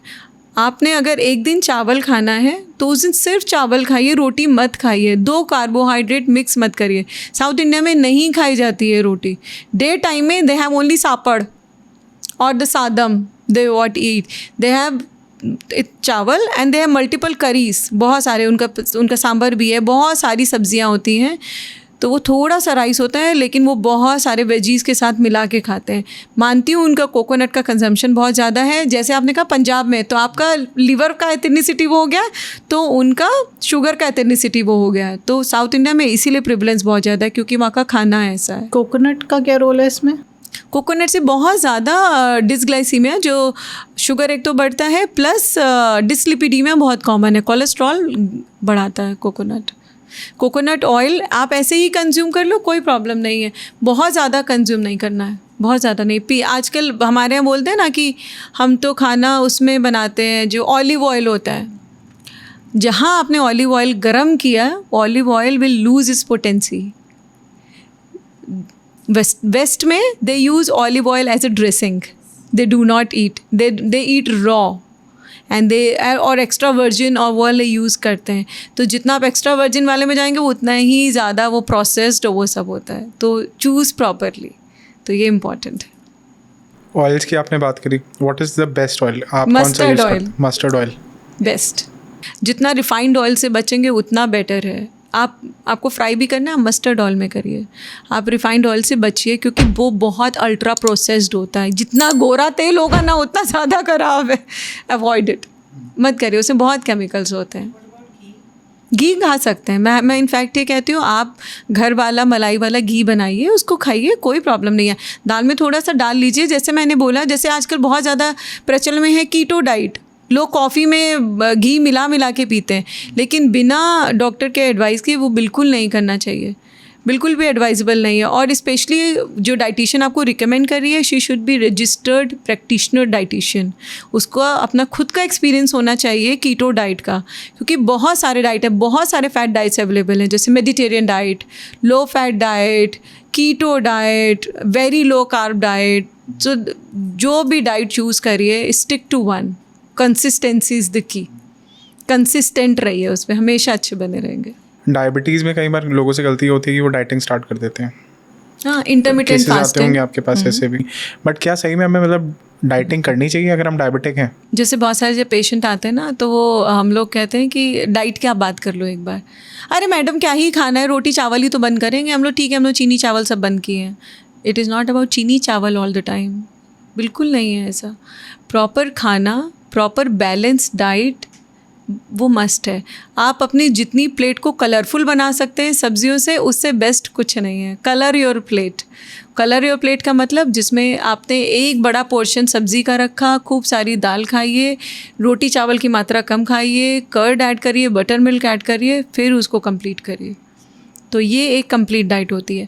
जहाँ तक आप फास्टिंग की बात कर रहे थे कि लोग डाइट करते हैं, ये करते हैं, तो इंटरमिटेंट फास्टिंग भी आपको किसी के गाइडेंस में करनी चाहिए। क्यों करनी चाहिए? लोग इंटरमिटेंट फास्टिंग के बाद भी, हम तो 12-12 घंटे भूखे रहते हैं, फिर भी हमारा गेन हो रहा है। क्योंकि जब आपका ईटिंग विंडो स्टार्ट होता है तब आप क्या खा रहे हो वो मायने रखता है। आप ईटिंग विंडो में सब कुछ नहीं खा सकते, तो आपने जितनी 12 घंटे की वो जो काम किया होता है ना, वो सब बैलेंस हो जाता है। तो आपको उस ईटिंग विंडो में भी आपको माइंडफुल ईटिंग करनी है कि अच्छा ठीक है ये खा रहे हैं ये नहीं खा रहे हैं। और हर मोटा अनाज अच्छा नहीं होता है। हर रागी से आपका शुगर कैसे स्पाइक होगा, कैसे मोटे अनाज को आपने कुक किया, आपने उसको पकाने की विधि, उसको सर्व करना, उसकी क्वांटिटी, हर चीज़ मायने रखती है, हर चीज़। हम बहुत कॉमनली सुनते हैं ना, डायबिटीज़ वाले को हर 2 घंटे में कुछ खाना है, भूखे नहीं रहना है, वो क्या है? 2 घंटे में इसलिए खाने के लिए बोलते हैं क्योंकि कुछ कुछ पेशेंट्स ना, जैसे दुकान जाना है किसी को तो सुबह खा लिया 10 बजे, फिर सीधे रात में खाएंगे 8 बजे, मतलब बहुत कॉमन है। और जब तक वो घर पहुंचते वो लो में जाते हैं कि भाई अब तो शुगर मेरा लो हो गया। भाई दवाई काम कर रही है, आपको थोड़ा खाना है, थोड़ी थोड़ी देर में खाना है। एकदम से यहाँ खाया वो 10 बजे शुगर बढ़ा, फिर एकदम से यहाँ खाया वो रात में शुगर बढ़ा, बीच में लो चल रहा है। तो जितने ऐसे फ्लक्चुएशंस होते हैं ना, उससे ऑर्गन और डैमेज होता है। जितना फ्लक्चुएशन होगा, इसको हमारी भाषा में बोलते हैं ग्लाइसेमिक वेरिएबिलिटी। खाना ऐसे आपका शुगर जब स्पाइक होता है ना, रोलर कोस्टर पैटर्न, ये नहीं होना है। इससे आपके ऑर्गन्स पे सबसे पहले असर होता है। तो आपको थोड़ा खाना है, थोड़ी थोड़ी देर में खाना है। फिर बोल देंगे सब कि ये तो दिन भर खाने के लिए बोलती है, दिन भर हम चढ़ते रहेंगे क्या, दिन भर मुंह झूठा रखेंगे, ऐसे बहुत सारे लोग बोलते हैं। वो मत करिए। आप 9 बजे खा लीजिए, 9 बजे प्रॉपर ब्रेकफास्ट के टाइम पे ब्रेकफास्ट करिए, एक फ्रूट ब्रेक लीजिए, अपना जितने बजे लंच करना करिए, शाम को टी लीजिए और इवनिंग अपना डिनर करिए। अर्ली डिनर करिए, जितना अर्ली डिनर करेंगे आपका फास्टिंग उतना अच्छा मेंटेन रहेगा, आपके हार्मोन सारे अच्छे से काम करते रहेंगे। तो ये बहुत इंपॉर्टेंट है। तो ये बहुत देर के गैप करने से ग्लाइसीमिक वेरिएबिलिटी होने की संभावना बहुत बढ़ जाती है, उससे ऑर्गन पे बहुत असर आता है। तो वो स्पाइक्स डॉक्टर्स के लिए मैनेज करना कभी कभी बहुत मुश्किल होता है। लेकिन आप जो बीच में भी खा रहे हो ना, कि खा रहे हैं तो चलो यही मिल गया तो यही खा लिया, वो यही मिल गया यही मत खा लीजिए, उस समय आप सैलेड खा लीजिए, फ्रूट ब्रेक कर लीजिए, ड्राई फ्रूट्स खा लीजिए, 1 अंजीर, 6 बादाम, 4 अखरोट, 4 काजू, ये आप खा सकते हो आराम से, कोई प्रॉब्लम नहीं है। This is advisable and recommended. Juices पी सकते हैं? No juice, no juice at all. I have heard somebody जिनकी शुगर लो होती है, जिनकी शुगर हाई होती है, and to lower it down वो करेले का जूस पी लेते हैं। अच्छा हाँ, सब्जियों वाला जूस आप पी सकते हो। सब्जियों के जूस में जैसे चुकंदर, गाजर, पालक, ये वाला जूस पी सकते हो। लेकिन फलों का कोई रस नहीं पीना है, कुछ नहीं। आप फल ऐसे ही खाइए, उसमें अपने आप में फाइबर इतना ज़्यादा होता है कि आप अच्छे हो जाओगे उसी से। फाइबर जाएगा तो कॉन्स्टिपेशन और ये सारी संभावना रहेंगी। शुगर पेशेंट में बहुत ज़्यादा एसिडिटी, ब्लोटिंग, गैस्ट्राइटिस और कॉन्स्टिपेशन इज़ वेरी कॉमन, बहुत कॉमन है। तो डायरेक्ट फल खाओ तो फाइबर भी खाओगे। वेस्ट में ऐसा बोलते हैं ना कि you should not juice your fruits, rather you can make a juice of your vegetables. But मुझे वेजिटेबल्स का इंडिया में थोड़ा सा ना मेरे को डाउट होता है, क्योंकि मैं बिना कुक करी चीज़ नहीं खा सकता। ऑलरेडी इतने केमिकल्स होते हैं, पेस्टिसाइड्स होते हैं, तो मेरा तो उसमें टेक नहीं है। मतलब मैं तो नहीं पी सकता। मतलब although it is good for your health, but I guess it is not that safe. सबका अपना, किसी किसी के पास होम ग्रोन वेजिटेबल्स होते हैं ना, पालक घर में उगा लेते हैं सब। वो बहुत कम पॉपुलेशन है उसकी, तो वो सब अपना कर लेते हैं जो कर सकते हैं। और जो नहीं कर पा रहे हैं तो भाई आप ऐसे ही कुक कर लो, उसको नॉर्मल कुकिंग कर लो, 1 चम्मच तेल में आप करेला बना के खा लो, तो उससे भी उतना ही इम्पैक्ट आएगा। कोई भी सब्जियों को ना हमारे यहाँ क्या ओवर कुक कर देते हैं, उसको इतना पकाएंगे उसके सारे एसेंशियल्स जो माइक्रो न्यूट्रिएंट्स होते हैं सब खत्म हो जाते हैं। हमारा कल्चर है ओवर कुकिंग का, तो अवॉइड इट। सैलेड जैसे खाने से पहले सैलेड खा लीजिए, जैसे खाने के साथ सैलेड खाएंगे तो उसमें नहीं आधा खीरा खा लिया। खाने से पहले सैलेड क्यों बोल रही हूँ खाने के लिए? खीरा तो खा सकते हैं, ककड़ी भी खा सकते हैं, अच्छे से वॉश कर लीजिए वो खा लीजिए, गाजर छील के खा लीजिए, इसलिए खा लीजिए। जैसे जब आप सैलेड खाते हो खाने से पहले, तो आपका जो स्टमक होता है उसमें एक सैलेड की लाइनिंग हो जाती है। उस लाइनिंग के बाद जब आप खाना खाते हो तो इंस्टेंट वो खाना एब्जॉर्ब होकर आपकी बॉडी की शुगर नहीं बढ़ाता, तो वो डिले हो जाता है। तो that delays the food absorption. जितना खाना डिले होगा आपका पेट भरा रहेगा, आपको बार बार भूख नहीं लगेगी और शुगर हमेशा बैलेंस रहेगा। इसीलिए बोलते सैलेड खा लो। पत्ता गोभी का सैलेड भी बना के खा सकते हैं, अच्छे से वॉश कर लीजिए। उसको कैसे वॉश करना है कि भाई विनेगर के पानी में थोड़ा सा वॉश कर लीजिए, जिससे उसके पेस्टिसाइड्स वगैरह सब निकल जाए। नहीं खाना है कुक रॉ तो कोई बात नहीं, क्योंकि हमारे नहीं आता है, हमारे यहाँ नहीं है उतने अच्छे वेजिटेबल्स या पेस्टिसाइड बहुत यूज़ होते हैं, तो उसको हल्का सा सौते करके खा लीजिए, थोड़ा सा उसको स्टीम कर लीजिए तो भी खाने में अच्छा लगता है। फिर नमक काली मिर्च डाल के खा लीजिए। बहुत टेस्ट इनहेंस करना तो ऑरिगेनो डाल लीजिए। मैम मीट का क्या रोल है अगर हम डायबिटीज़ की बात करें, चाहे वो रेड मीट हो या बेसिक जो हमारा चिकन हो गया? कॉमनली तो हम लोग चिकन ही कंज्यूम करते हैं। हाँ, तो Indian जैसे diet अगर में। हम लोग फिश चिकन ये सब खा रहे हैं तो मैं यूजुअली बोलती हूँ उसको फ्राइड मत करिए। रोस्ट भी करते हैं ना तो उसमें भी बहुत ज़्यादा ऑयल लगा देते हैं, रोस्टिंग में भी बहुत ऑयल लगा देते हैं, तो फ्राइड में भी उतना ही जाता है। तो यूजुअली अगर किसी को कोलेस्ट्रॉल बहुत ज़्यादा है या फिर किसी का यूरिक एसिड बहुत ज़्यादा बढ़ा हुआ होता है तो हम अवॉइड करते हैं कि आप रेड मीट अवॉइड करिए, उसको मत खाइए, उससे और ज़्यादा बढ़ता है। दूसरा, वंस इन अ वाइल आप फ़िश खा सकते हो, तो मैं बोलती हूँ आप तवा फ्राई फ़िश खा लीजिए या वो तवा फ्राई या रोस्टेड वाली खा लीजिए। I do not know much about the things, लेकिन ये आप खा सकते हो। Once in a while is fine. अब आप रेगुलर आप KFC में बैठ के वो फ्राइड चिकन खा रहे हो तो दैट इज़ नॉट रिकमेंडेड। आजकल बच्चों को बहुत ज़्यादा है वो पॉपकॉर्न और वो चिकन पॉपकॉर्न, ये सब अवॉइड करिए उसे। ये कल्चर हमारे हिंदुस्तान में तो आ गया, लेकिन वहाँ के लोगों ने क्या किया है, मैंने रिसेंट अभी कहीं का न्यूज़ पढ़ रही थी, उन्होंने इनफैक्ट इस पे टैक्स बढ़ा दिया है। जितने एरेटेड ड्रिंक्स हैं उस पर टैक्स बढ़ा दिया है ताकि US में सबसे ज़्यादा ओबेसिटी है, सबसे ज़्यादा ओबेसिटी है। सारे जो वेट लॉस के ड्रग है सबसे पहले वहीं इन्वेंट होते हैं, उन्हीं को सबसे पहले। जब जो हमारा नया ड्रग आने वाला है वेट लॉस का, वो US में टेस्टेड ट्रायल होने के बाद इंडिया आएगा। तो हमें उसके ड्रग की ज़रूरत ही क्या है? वहाँ के लोग बहुत ज़्यादा जंक कंज्यूम करते हैं, बहुत ज़्यादा। उनका खाने ही सबसे ज़्यादा ब्रेड्स खा लो, ये खा लो, बहुत कॉमन है। लेकिन कुछ लोग जो बहुत एक्टिव हैं वो प्रॉपर वॉक करते हैं। तो ये एक हमारा वहाँ के लोगों का अपने आप में कल्चरल डिफरेंस है। तो ट्राई टू अवॉइड दैट। तो इतना KFC जो वहाँ से इंडिया आ गया है ना, तो इंडिया में जो हमारा घर में तंदूरी चिकन बनता है वो शायद ज़्यादा बेटर होगा rather than going to this KFCs। तो अपने घर में कुक करिए, तो उसमें आपको पता है कि आप कौन सा तेल यूज़ कर रहे हो और कितना लगा रहे हो। वो बच्चों को वाला बना के दीजिए, वो ज़्यादा हेल्दी रहेगा। मैम आप डेली इतने लोगों से मिलते हो, इतने पेशेंट से मिलते हो, ऐसे क्या कॉमन मिथ्स हैं जो आप बस्ट करना चाहोगे? जो पेशेंट्स आपके पास आते हैं, आपको आज भी हंसी आती होगी सुन के कि लोग अभी भी ये चीज़ फॉलो कर रहे हैं, अभी भी मान रहे हैं। कुछ ऐसे कॉमन मिथ्स होंगे ना जो आपको लगता होगा कि अब शायद ख़त्म हो जाना चाहिए सोसाइटी से, अब तो इससे ऊपर उठो। बहुत सारे हैं, तो कुछ बहुत सारे। जो बहुत जैसे कॉमन है, सबसे प्लीज़। पहला आज ही मैं स्ट्रगल कर रही थी इंसुलिन लिखने के लिए।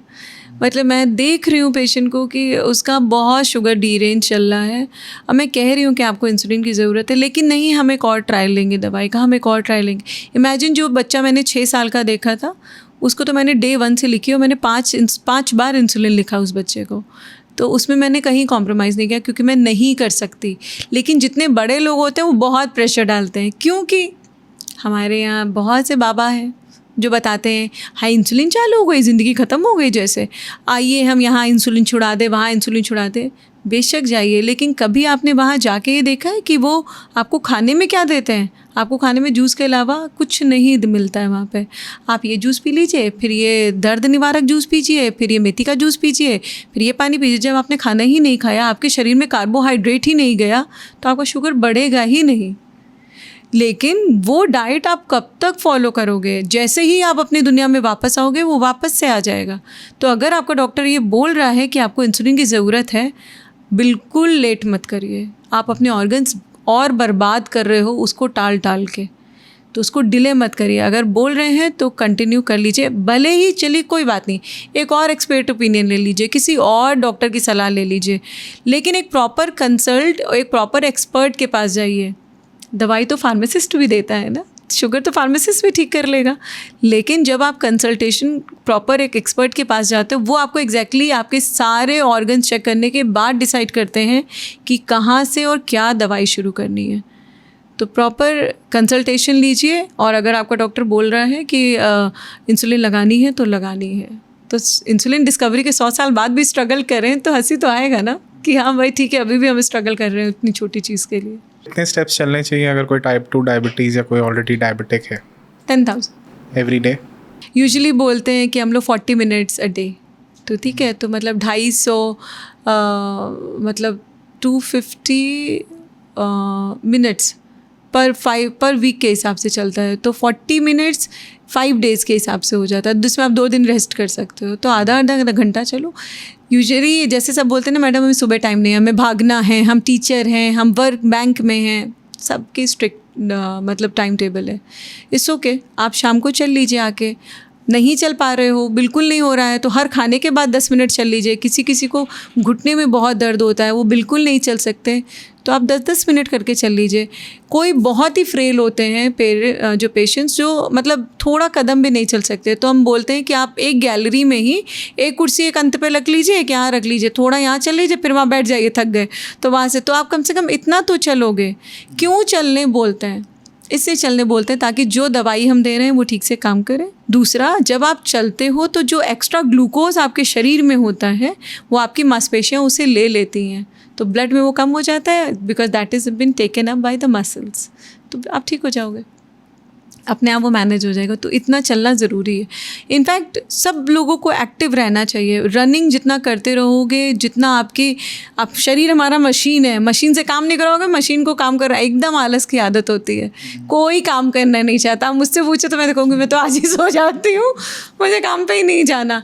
लेकिन ऐसे नहीं होता है, ऐसे नहीं होता है। तो अगर आप मशीन अपने शरीर को काम नहीं करोगे तो मशीन में जंग लग जाएगी। जंग लगने के बाद जो दर्द होता है ना मांसपेशियों में, तभी जब हम जिम चालू करते हैं क्यों दर्द होता है? मांसपेशियाँ एकदम रो रही होती है, करहा रही होती है कि भाई अब मुझसे नहीं होगा, मुझसे मत कराओ। लेकिन जैसे ही आप बोलते हैं ना, आपका ट्रेनर बोलता है ना अभी एक हफ्ते कर लो, 1 हफ्ते बाद ठीक हो जाएगा। क्यों ठीक हो जाता है? इसीलिए ठीक हो जाता है, that pain just goes off and then you continue. तो 21 दिन लगते हैं हैबिट फॉर्मिंग करने में, लेकिन अगर होता है, हो जाता है, वो आदत बन जाती है। बनाना मुश्किल होता है थोड़ा सा। लेट्स से कोई कपल है, वो ऑलरेडी ओबीज है, ठीक है, अब आजकल ये बहुत कॉमन इशू हो गया, अब वो बच्चा प्लान कर रहे हैं, अब बच्चा नहीं हो रहा, आप सजेस्ट करोगे अगर कोई ऑलरेडी डायबिटिक हो? क्यों नहीं करूँगी? देयर इज अ चांस कि बच्चे को भी डायबिटीज़ हो जाए। तो ऐसे तो हमारे हिंदुस्तान में बच्चे पैदा हुए उन्हें बंद हो जाएंगे, कोई बच्चा ही नहीं करेगा। बट आप बच्चे के पार्ट पे गलत तो कर रहे हो ना। अरे एक बात बताओ, हाँ जी, जैसे मैंने कहा कि हमारे हिंदुस्तान में हर एक 5वें और 8वें व्यक्ति को शुगर है, तो फिर हमारे हिंदुस्तान की पॉपुलेशन कैसे बढ़ेगी अगर सभी ऐसा सोचेंगे? हम पहले इस पे दिमाग लगाएंगे कि हमें शुगर क्यों हुआ और हम उसके लिए क्या कर सकते हैं, है ना? क्या कर सकते हैं तो पहले उसको हैंडल करेंगे। बच्चे के लिए क्या करना है तो पहले खुद को हेल्दी लाइफस्टाइल पे आना होगा, पहले खुद की अपनी लाइफस्टाइल ठीक करनी होगी। मदर अगर डायबिटिक है तो उसको प्री कंसेप्शनल काउंसलिंग लेनी चाहिए। HbA1c एकदम अंडर कंट्रोल, 6.5 के अंडर होना चाहिए। क्यों होना चाहिए? क्योंकि जब तक वो हेल्दी खुद नहीं रहेगी, वो हेल्दी बच्चे को जन्म नहीं देगी। शुगर अच्छा रखे, शुगर अच्छा रखने के बाद प्रॉपर जैसे डॉक्टर बोल रहा है कि शुगर मेंटेन करो थ्रू आउट प्रेगनेंसी, उसको मेंटेन रखिए। तो बच्चे के भविष्य में होने की संभावना होती ज़रूर है, लेकिन आप उसे टाल सकते हो, आप उसे डिले कर सकते हो। अब जैसे मेरी स्ट्रॉन्ग फैमिली हिस्ट्री है, सेम वाइज मेरे हस्बैंड की थी, तो हम बेबी नहीं प्लान करते, but I am mother of 2, तो हमने प्लान किया ना। मैं जानती हूँ हमारे बच्चे को शुगर होने की संभावना है, तो मैं आज से ध्यान रख रही हूँ, उनका शुगर इंटेक नहीं कराती हूँ, ज़बरदस्ती नहीं करना है। जैसे मैंने कहा कि मैं उसको स्टिंग पीने से मना करती हूँ कि तुम्हें नहीं पीनी है, तो अवॉइड करिए। बच्चों को एक्टिविटी खेलने के लिए प्रोत्साहित करिए। कि आजकल हमारे घर में बच्चे ना सबसे ज़्यादा एक्टिविटी फिंगर्स वाली करते हैं, बहुत कॉमन है, इतना कॉमन है। मेरा खुद का बच्चा PS5 खेलता है, तो बड़ा बेटा is very much into badminton, लेकिन यंगर वन नहीं खेल रहा है। तो उसको उसका डाइट वो अपना बहुत कंट्रोल रखता है कि अगर उसको 3 रोटी की भूख है तो 2 रोटी खाएगा, जबकि मैं उससे कहूँगी 1 और ले लो क्योंकि तुम्हें पढ़ना है। नहीं, मुझे चाहिए होगी, मैं बाद में ले लूँगा। उसका शुगर इंटेक बहुत कम करके रखा है कि उसको एक्स्ट्रा शुगर मैं चीनी, दूध में, कॉफ़ी में नहीं देती हूँ। Try to avoid it as much as I can. तो आपको अगर पेरेंट को शुगर है या है तो उसके लिए ढूंढिए कि क्या बेस्ट कर सकते हैं, फिर बच्चे के लिए प्लान करिए। और pre conceptional counselling is the की। सारी महिलाओं को जो प्रेगनेंसी प्लान कर रही हैं, PCOD है, ऑलरेडी प्री डायबिटिक है या डायबिटीज़ है, तो उनको प्री कंसेप्शनल काउंसलिंग ज़रूर लेनी चाहिए।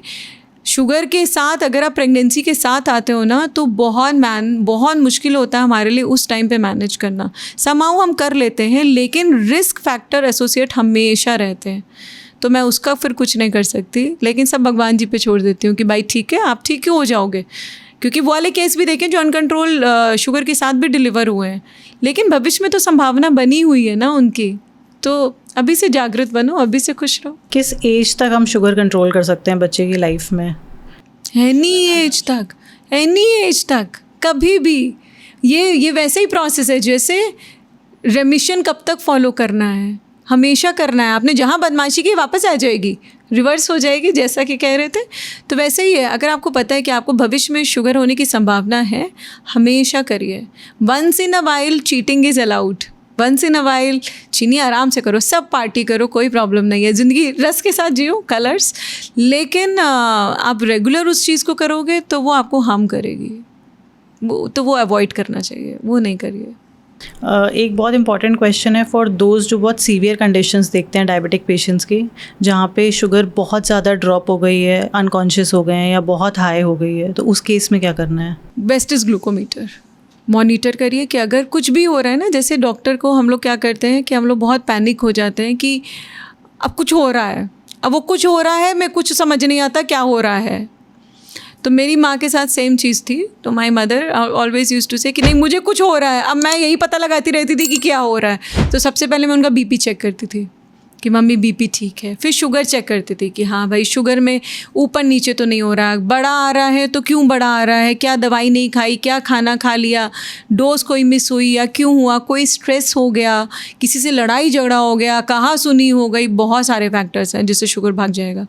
लो हो गया तो क्यों हो गया, खाना स्किप हो गया या दवाई खा ली, खाना नहीं खाया, डोज ज़्यादा चली गई, खाना कम खाया, आपने इंसुलिन लगा दी, खाना खाना भूल गए, काम ज़्यादा कर लिया, तो वो क्या करना है उसके लिए। But I have seen a case जहाँ पे एक क्लोज में किसी का देखा था, that girl got unconscious and she fainted, and उसके बाद घर वालों को कुछ नहीं समझ आया तो रूह अफ़ज़ा को ग्लास में प्रॉपर थोड़े से पानी के साथ घोल के and they give it to her, एंड तब उसको थोड़ा थोड़ा होश आया एंड तब उसको फिर डायग्नोस किया गया कि हुआ क्या था एक्चुअली। लेकिन वो क्या केस था, क्या वो डायबिटिक थी? हाँ, शी इज़ लाइक वो इंसुलिन पे थी। हाँ, इंसुलिन पे। हाँ, तो उसने खाने में बहुत देर कर दी थी।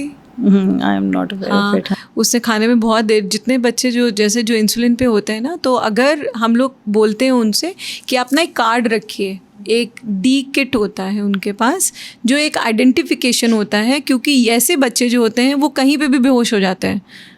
तो उनसे हम लोग बोलते हैं आप चीनी के पाउच ऐसे छोटे छोटे बना के रखिए, जिप पाउच में वो चीनी रखिए या ग्लूकॉन डी रखिए। अगर कभी उनके कार्ड में लिखा होता है कि हमें एक नंबर होता है, आई एम टाइप 1 डायबिटिक, मैं इस सभी को रखना चाहिए जो भी डायबिटिक है, कि अपने पास एक कार्ड रखिए जिसमें लिखा हो कि मुझे डायबिटीज़ है। अगर कभी आप मुझको बेहोश अवस्था में पाएँ तो आप मुझे 4 चम्मच ग्लूकोज तुरंत दे दीजिए। कुछ लोग जो बेहोश हो जाते हैं, मुंह बांध लेते हैं, जीभ निकल आती है और अनकॉन्शियस हो जाते हैं, तो उस स्थिति में अगर आप डॉक्टर के पास इंस्टेंट नहीं जा पा रहे तो ग्लूकॉन डी जैसे मैंने बताया उसका थिक पेस्ट बना लीजिए और उसको उंगली से पूरे मुंह के इंटरनल बक्कल कैविटी में लगा देते हैं। जैसे यूएस में ना ऐसे जेलीज़ आते हैं तो जेलीज़ मुँह में डाल देते हैं, ग्लूकॉन वाले जेलीज़ आते हैं, तो आप वो जेलीज़ वो ट्यूब के फॉर्म में आते हैं, लेकिन हिंदुस्तान में वो नहीं है अनफॉर्चुनेटली। तो उसको पेस्ट बना के बक्कल म्यूकोसा में लगा देते हैं, अंदर गाल के जीभ में अंदर, वो वहीं से एब्जॉर्ब हो जाता है और वहीं से वो कॉन्शियस गेन कर लेते हैं। फिर एक तीसरी चीज़ होती है ग्लूकागॉन इंजेक्शन आता है। जैसे कुछ भी नहीं हो रहा है तो ग्लूकागॉन इंजेक्शन एक हार्मोन होता है, इंसुलिन का काम, इंसुलिन हार्मोन होता है जिसका काम शुगर घटाना होता है। ग्लूकागॉन इंजेक्शन जो होता है वो दूसरा हार्मोन जो हमारे पैंक्रियास में बनता है, उसका काम होता है शुगर बढ़ाना। तो वो इंजेक्शंस के फॉर्म में अवेलेबल रहता है, तो अगर वो है तो वो इंजेक्ट कर दीजिए, वो इंसुलिन की तरह ही होता है, तो वो आप लगा सकते हो। तो वही है ना, पहले पता करो कि क्यों हुआ ऐसा। और अगर कभी ऐसा कोई बच्चा मिलता भी है जिसके पास ऐसा कुछ है, तो बहुत सारे बच्चे जब ऐसे बेहोश हो जाते हैं ना, तो कुछ सारे लोग कहते हैं अरे नहीं ये तो सफ़ेद पाउडर रखे था अपने पास, अरे तो ड्रग्स लेता है। हमारे कुछ बच्चों के साथ ये भी हुआ है कि मारपीट चालू कर देते हैं, मैं बेहोश पड़ा है वो बच्चा बेहोश पड़ा है, उसको दवाई देने और हॉस्पिटल पहुँचाने के बजाय तो ड्रग्स लेता है, क्योंकि पता ही नहीं है। तो ऐसे कार्ड उन बच्चों के पास या किसी भी डायबिटिक पेशेंट को, स्पेशली जो इंसुलिन पे है, उनको अपने पास ऐसा आइडेंटिफिकेशन कार्ड रखना चाहिए जो सारी इन्फॉर्मेशन दे, जिसमें उनको डॉक्टर की कॉन्टैक्ट डिटेल्स हो, लिखा हो या कोई हेल्पलाइन नंबर हो। तो स्पेशली हम अपने टाइप 1 बच्चों के लिए, जो पूरे हिंदुस्तान में करीब 5 करोड़ से ज़्यादा हैं, हाँ बहुत सारे बच्चे हैं, तो और कितने तो अनडाइग्नोज्ड हैं, कितने का प्रॉपर ट्रीटमेंट नहीं हुआ अभी तक, कोई अभी भी स्ट्रगल कर रहे हैं। तो उन बच्चों के लिए स्पेशली एक कार्ड डिज़ाइन कर रहे हैं जिसमें उस बच्चे से रिलेटेड सारी डिटेल होगी, जो एक सेंट्रल हेल्पलाइन नंबर से कनेक्टेड होगी हमेशा। तो वो बच्चे बहुत स्ट्रगल करते हैं क्योंकि उन बच्चों को ना तो कोई जॉब मिल रही होती है, ना उनको कोई जॉब नहीं रखता, उनकी शादी होने में बहुत दिक्कत आती है। आप इमेजिन करिए कोई लड़की जो 4 बार इंसुलिन लगाती है उससे कौन शादी करेगा। तो बहुत बड़ा सोशल इशू है। लेकिन आज ही एक लड़के को देख रही थी मैं, तो मैंने कहा बेटा तुम्हें तो शुगर है, तुम्हारी तो शादी हो रही है, लेकिन क्या तुम उस लड़की से शादी करते जिसे शुगर थी? तुम नहीं करते। इनफैक्ट तुम अपनी भी नहीं बताओगे कि तुम्हें शुगर है। तो ये हाइड एंड सीक वाला जो गेम है ना, ये हम स्टिल अभी भी इसी प्रॉब्लम से स्ट्रगल कर रहे हैं। अभी तक ये सोशल स्टिग्मा ख़त्म नहीं हो पाया क्योंकि वो जो लड़की 4 बार इंसुलिन लगाती है वो अभी भी एज कंसीडर्ड एज कि वे तो बीमार बच्ची है। बस इतना ही फ़र्क है कि आपके शरीर में इंसुलिन बन रही है और उसके नहीं बन रही है। तो वो 6 साल की बच्ची के बाद ना जब माँ आती है वो मुझसे पूछती है ना कि मैम इसका फ्यूचर क्या है, तो एट टाइम्स मेरे पास जवाब नहीं होता, मैं उनको क्या जवाब दूँ। लेकिन मैं सिंपल यही बोलती हूँ कि इसको इंडिपेंडेंट बनाइए, अपने पैरों पे खड़ा करिए। Women empowerment is much needed. वो बच्चा जिसको डायबिटीज़ है, जिसको भी डायबिटीज़ है, इर्रिस्पेक्टिव ऑफ एनीथिंग, उसको पढ़ना चाहिए और अपने पैरों पे खड़ा होना चाहिए। रील्स की दुनिया से बाहर आओ और रियलिटी में आओ, खड़े हो अपने पैरों पे, अपनी इंसुलिन का खर्चा खुद उठाओ और खुद कहो कि हाँ ठीक है, now I can take care of myself, I am ready to marry, that is it. ये बच्चे भी जब बड़े होते हैं ना तो नॉर्मली कंसीव करते हैं, नॉर्मल डिलीवरी होती है, कोई प्रॉब्लम नहीं होती। मेरे खुद का एक्सपीरियंस है इतने सारे बच्चों का जो टाइप 1 थे, छोटे बच्चों से बड़े हो गए हैं, बड़े बच्चों की भी शादी हो गई है, उनकी भी प्रेगनेंसी हो चुकी है और उनके बच्चों से भी मिल चुकी हूँ। So I have lot of kids जिनके टाइप 1 कपल हैं, जो हस्बैंड वाइफ दोनों इंसुलिन लगा रहे हैं और उनके भी 2-2 बच्चे हैं। तो आपके सवाल पे अगर वापस आऊँ तो आप तो टाइप 2 की बात कर रहे थे, तो टाइप 1 वाले बच्चों को तो फिर यही कहेंगे तो उनको तो बच्चे करने ही नहीं चाहिए क्योंकि वो तो हमेशा से इंसुलिन लगा रहे हैं, फिर भी उनके बच्चे हैं। लेकिन अगर मदर को टाइप 1 है तो बच्चों में टाइप 1 होने की संभावना जो होती है वो 3 से 5% तक होती है, और अगर फादर को टाइप 1 है तो वो 7 से 8% होती है। दोनों को टाइप 1 है तो वो थोड़ा रिस्क बढ़ के 10 से 12% बढ़ जाता है। ऐसे हैं कुछ कपल हैं जिनके फादर को भी टाइप 1 है और मदर को भी, और उसके बच्चे को भी है, तो फादर हैंडल कर रहे हैं उसे, और वो खुद की अपनी NGO चलाते हैं, खुद डायबिटीज़ एडवोकेट्स हैं, खुद लोगों को अवेयर कर रहे हैं। सो आई नो दोज पीपल। और हम इसके बारे में ना एक कॉन्फ्रेंस करने वाले हैं जो टाइप 1 डायबिटीज़ अवेयरनेस के ऊपर है, that will be happening in December. तो 6 से 7 दिसंबर को वो हमारा ये जो यूनिवर्सिटी ऑडिटोरियम है वहाँ पे होगी, जिसमें पैन इंडिया सारे डॉक्टर्स आएंगे, इतनी सारे ऑर्गेनाइजेशंस आएंगे और बहुत सारे बच्चे आएंगे। तो मुझे बहुत एक्साइटमेंट है कि मैं उन सबसे मिलूँगी और we will be able to share our knowledge कि भाई हम कैसे कर रहे हो और आप कैसे कर रहे हो। तो सारे बच्चे एक दूसरे से मिलते हैं और देखते हैं कि हमारी कम्युनिटी में ऐसा हो रहा है तो हम कैसे बेस्ट तरीके से कर सकते हैं। मैम मैं यहाँ पे एक लास्ट क्वेश्चन और पूछना चाहूँगा आपसे। हमारी गवर्नमेंट इसमें क्या कर रही है, क्या हेल्प कर रही है? हमारी गवर्नमेंट कर रही है। हमारी गवर्नमेंट ने सबसे अच्छा स्टेप पता है क्या लिया है कि पहले जब बोर्ड एग्ज़ाम होते थे आप कुछ नहीं लेके जा सकते ना बोर्ड एग्ज़ाम में, सिर्फ अपने हॉल टिकट और पेन के अलावा। लेकिन जिन बच्चों को टाइप 1 डायबिटीज़ है वो अपने साथ ग्लूकॉन डी ले जा सकते हैं, उनको खाना खाना अलाउड है, वो अपना शुगर चेक कर सकते हैं, क्योंकि स्ट्रेस की वजह से कभी कभी लो में चले जाते हैं, एग्ज़ाम नहीं लिख पाते। ठीक है, तो वो कर सकते हैं। स्पेशली CBSE बोर्ड ने अलाउ कर रखा है, तो सारे बच्चे कर सकते हैं। और सारे स्कूल को ये एकदम ऑर्डर पास हो चुका है कि वो बच्चे सब कुछ करते हैं। लेकिन आज भी हम अपने वापस स्ट्रगल पे आते हैं, आज भी कुछ पेरीफेरी में, कानपुर पेरीफेरी में कुछ स्कूल ऐसे हैं जो इन बच्चों को एडमिशन नहीं देते और स्कूल में शुगर चेक करने के लिए अलाउ नहीं करते, इंसुलिन लगाने नहीं देते। वो बच्चा अगर एक टाइम की इंसुलिन मिस करेगा ना वो 300 के पार होगा, तो वो एक टाइम भी मिस है। तो गवर्नमेंट ये कर रही है। हमारी गवर्नमेंट ने जैसे जितने भी जन औषधि केंद्र हैं वहाँ पे इन बच्चों को बहुत ही कम रेट पे इंसुलिन मिल जाती है। इंसुलिन इनके लिए अमृत है, ये नहीं लगाएंगे ना तो ये आगे की ज़िंदगी नहीं जी पाएंगे, तो वो उसमें है। इसके अलावा जो सबसे बेस्ट तरीका होता है, जो हम लोग स्ट्रगल कर रहे हैं कि इंसुलिन पंप ले आए। इंसुलिन पंप एक इतना बड़ा डिवाइस होता है जिसका काम होता है कि वो एक पाइप से कनेक्टेड होता है, आपके पेट में एक पाइप से कनेक्टेड होता है, पेजर जितना बड़ा होता है। उसका काम होता है हर एक बूंद बूंद बूंद करके, जैसे हमारा पैंक्रियास काम करता है वो वैसे ही धीरे धीरे धीरे करके इंसुलिन शरीर में पहुँचाता रहता है। तो बच्चों को बहुत ज़्यादा स्ट्रगल नहीं करना पड़ता। वो इंसुलिन पंप एक सेंसर, जो सेंसर लगा दिया उससे बात करता है, तो ये आपस में इंटरकनेक्टेड होते हैं। सेंसर शुगर चेक करता है और इंसुलिन पंप उसको आदेश को फॉलो करके इंसुलिन डिलीवर कर देता है आपकी बॉडी में। तो ये एक बहुत अच्छी टेक्निक है, this is known as close loop system. तो जो बच्चे इसका फ़ायदा उठा रहे हैं वो उनका शुगर बहुत अच्छा चलता है, वो किसी कॉम्प्लिकेशन में बहुत कम आते हैं। लेकिन ये टेक्नोलॉजी बहुत महंगी है, बहुत महंगी है। मतलब एक पंप कॉस्ट करता है 6.5 लाख का, तो हर एक के बजट में नहीं है। तो हमारे जो मैं यही करती हूँ कि भाई आप शुगर नाप लीजिए, आपको पता है कि आप क्या खाने वाले हो, उसके हिसाब से अपनी इंसुलिन एडजस्ट कर लीजिए। तो ये कर रहे हैं। तो मैं मतलब इसी कार्बोहाइड्रेट में कोशिश करती हूँ मैं कोई ऐप बना लूँ जिसमें सारे खाने हों, बच्चे ने बस खाना डाला, इतना ऐप है, ये बड़े लोग भी कर सकते हैं जो इंसुलिन पे हैं, कि हम क्या खाने से हमारा इतना शुगर बढ़ेगा, इतना इंसुलिन लगाना है, क्या करना है, वो अपने आप यूनिट कैलकुलेट करके आपको बता देगा। बट आई गेस जो लोग अफोर्ड कर सकते हैं पंप, उनको ज़रूर लगाना चाहिए। डेफिनेटली लेना चाहिए। कानपुर में हमारे बहुत सारे सेलिब्रिटीज़ हैं जिनको मैं जानती हूँ जो पंप पे हैं और अपना शुगर बहुत अच्छे से मेंटेन तो उसको वो अपने क्या मतलब बेल्ट की तरह बकल पे एडजस्ट कर लेते हैं? हाँ, वो पॉकेट में कैरी करते हैं, they keep carrying it here. वो पेजर जितना ही बड़ा होता है, सिर्फ इतना बड़ा डिवाइस होता है, वो अपने पॉकेट में रखे रहते हैं। तो मैं सजेस्ट करूँगी हमारे व्यूअर्स को कि इंसुलिन पंप डाल के देखिए, what is insulin pump, read about it and talk to your doctor. अगर आपको शुगर इंसुलिन लगाने के बाद भी कंट्रोल नहीं है और हे वायर है, मतलब भाग रहा है, बस घट रहा है, बढ़ रहा है, ऊपर नीचे जा रहा है, तो शिफ्ट ऑन इंसुलिन पंप अगर आप अफोर्ड कर सकते हो।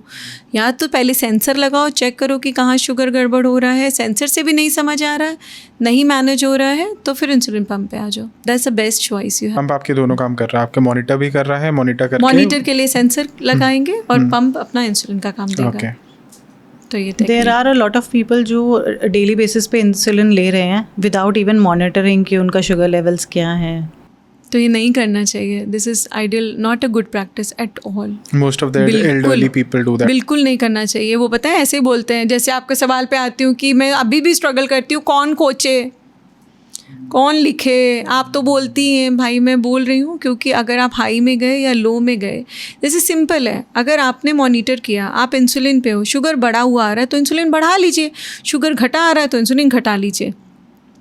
जब तक नापोगे नहीं तो पता ही नहीं चलेगा। तो सिंपल है ना, आप लगा भी रहे हो, आप मॉनिटर भी नहीं कर रहे हो, आप वहीं खड़े हो, आपका HbA1c फिर भी वहीं है जहाँ पहले खड़े थे, आपके ऑर्गन डैमेज भी हो रहे हैं, तो क्या फ़ायदा इंसुलिन लगाने का। सिर्फ इंसुलिन लिखा लेने से नहीं होता है, इंसुलिन को प्रॉपर मैनेज करना आना चाहिए।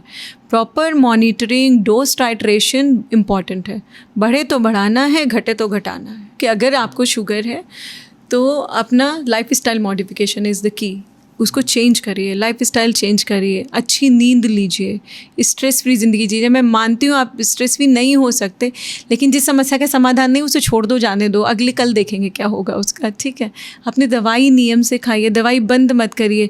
शुगर ठीक होने का मतलब ये नहीं कि अगर रेंज में आ रही है तो दवाई बंद कर दी, नो, ये मत करिए, ये फिर से बढ़ जाएगी। आपने दवाई बंद की, वो फिर बढ़ी, फिर आपने दवाई चालू की, फिर घटी, फिर दवाई बंद हुई, फिर बढ़ी, ये फिर पैटर्न से सारे ऑर्गन डैमेज। तो ये मत करिए। और 40 मिनट नियम बना के टहल लीजिए। नहीं टहल पा रहे हैं तो मतलब एक्सक्यूज़ ढूंढिए कि भाई ठीक है, ये एक आदत है, जिसको आदत पड़ जाती है। आप साइकिल चला लीजिए, टीवी देखना है तो घर में खड़ी वाली साइकिल ले लो, लेकिन उस पर कपड़े नहीं सुखाने हैं, साइकिल चलानी है उसे। ट्रेडमिल पे कपड़े नहीं सूखने चाहिए, आपने चलना है। तो ट्रेडमिल की जगह हम लोग ये सजेस्ट करते हैं कि आप खड़ी वाली साइकिल ले लीजिए, उसे घुटने ठीक रहते हैं। एल्डरली पॉपुलेशन के लिए ट्रेडमिल एडवाइजेबल नहीं है, उनके घुटनों में दिक्कत आती है। और शुगर मॉनिटरिंग करिए, सबसे इम्पॉर्टेंट है। शुगर मॉनिटर करके देखिए, मेरी बात में मत मानिए, अपने ग्लूकोमीटर की बात सुनिए, आपका ग्लूकोमीटर क्या हो रहा है, और अच्छी कंपनी का ग्लूकोमीटर लीजिए, वो सबसे इम्पॉर्टेंट है। क्योंकि इतने सारे ग्लूकोमीटर आते हैं, सस्ते वाले जो होते हैं वो एग्जैक्ट रीडिंग नहीं देते, तो आपके HbA1c से हमेशा टैली नहीं करता। तो बड़ी हुई आएगी ना तो पैनिक करेंगे, फिर दूसरी उंगली से नापेंगे वो घट जाएगी, फिर तीसरी उंगली से नापेंगे, ऐसे ही करते रहेंगे। तो एक अच्छा ग्लूकोमीटर में इन्वेस्ट करिए, उससे रेगुलरली मॉनिटर करिए। These are my like take home message. व्हाट इज एंडोक्राइन डिसऑर्डर? एंडोक्राइन का क्या मतलब है? एंडोक्राइन डिसऑर्डर्स आर जो हमारे अंतःस्रावी ग्रंथियाँ बोलते हैं उसे endocrine. Endocrine is a branch जो आपके हार्मोन को स्टडी करता है। हार्मोन मतलब thyroid is a hormone, insulin is a hormone, फिर पीसीओडी में जो हम लोग पीरियड्स वाले हार्मोन होते हैं वो, प्लस हमारे दिमाग में एक ग्लैंड होती है पिट्यूटरी, जिससे जो मास्टर ग्लैंड होती है वो सारे हार्मोन्स को मैनेज करती है, जो रिस्पॉन्सिबल है हमारे थायराइड के लिए, पीरियड्स के लिए, टेस्टोस्टेरोन के लिए, ग्रोथ हार्मोन के लिए, प्रोलैक्टिन के लिए जो मिल्क प्रोड्यूसिंग हार्मोन है, हमारा जो जीवन के लिए जो कॉर्टिसोल है जो बहुत इंपॉर्टेंट हार्मोन है वो हमारा पिट्यूटरी से निकलता है। तो इस सारे हार्मोन को मैनेज पिट्यूटरी करती है। तो हम लोग ये देखते हैं कभी कभी इन ग्लैंड्स में ट्यूमर हो जाते हैं, जिसकी वजह से जैसे ग्रोथ हार्मोन होता है जिसमें एक्रोमेगाली, जब ग्रोथ हार्मोन ज़्यादा निकलने लगता है तो अब हमारी स्टेज पे ग्रोथ हार्मोन नहीं निकलेगा, लेकिन अगर अब निकलता है तो हमारा सारा जॉ लाइन बड़ा हो जाता है, हाथ अजीब अजीब से हो जाते हैं। तो मतलब I have seen almost till date, I have seen almost 10 cases in my life जो एक्रोमेगाली वाले, जिनमें ग्रोथ हार्मोन एक्सेसिवली प्रोड्यूस हो रहा है पिट्यूटरी से, तो पिट्यूटरी ट्यूमर हो जाता है। तो ये कॉमन है। सबसे ज़्यादा कॉमन जो देखते हैं वो प्रोलैक्टिन है कि लेडीज़ को ना मिल्क आने लगता है विदाउट प्रेगनेंसी नहीं है, कुछ नहीं है, लेकिन मिल्क आ रहा है, तो वो कभी कभी कुछ दवाइयों से आ जाता है, जिसमें गैस की दवाइयाँ बहुत कॉमन होती हैं, अपने आप आने लगता है, नहीं पता क्यों आ रहा है, ब्रेस्ट में हैवीनेस है। दूसरा किसी साइकेट्रिक मेडिसिन से कॉमन हो जाता है, तो साइकेट्रिक मेडिसिन से मेल का भी प्रोलैक्टिन रेज हो जाता है। आई have seen a male patient also जिसका वेट बहुत ज़्यादा था, उसका prolactin hormone was in thousands, उसको प्रोलैक्टिन ट्यूमर, उसको हाइपरप्रोलैक्टिनीमिया है, उसके ब्रेन में ट्यूमर था। लेकिन गैस की दवाई, साइकेट्रिक्स की दवाई से मेल को भी, जब फीमेल में तो ब्रेस्ट मिल्क आ रहा है, लेकिन मेल में सबसे कॉमन प्रॉब्लम होती है इरेक्टाइल डिस्फंक्शन, क्योंकि प्रोलैक्टिन जैसे रिलीज़ होता है वो टेस्टोस्टेरोन को कम कर देता है, ख़त्म कर देता है। तो मेल को सबसे पहले पता चलता है कि भाई उसका इरेक्टाइल डिस्फंक्शन हो गया। So that's what is happen. तो ये बहुत कॉमन है।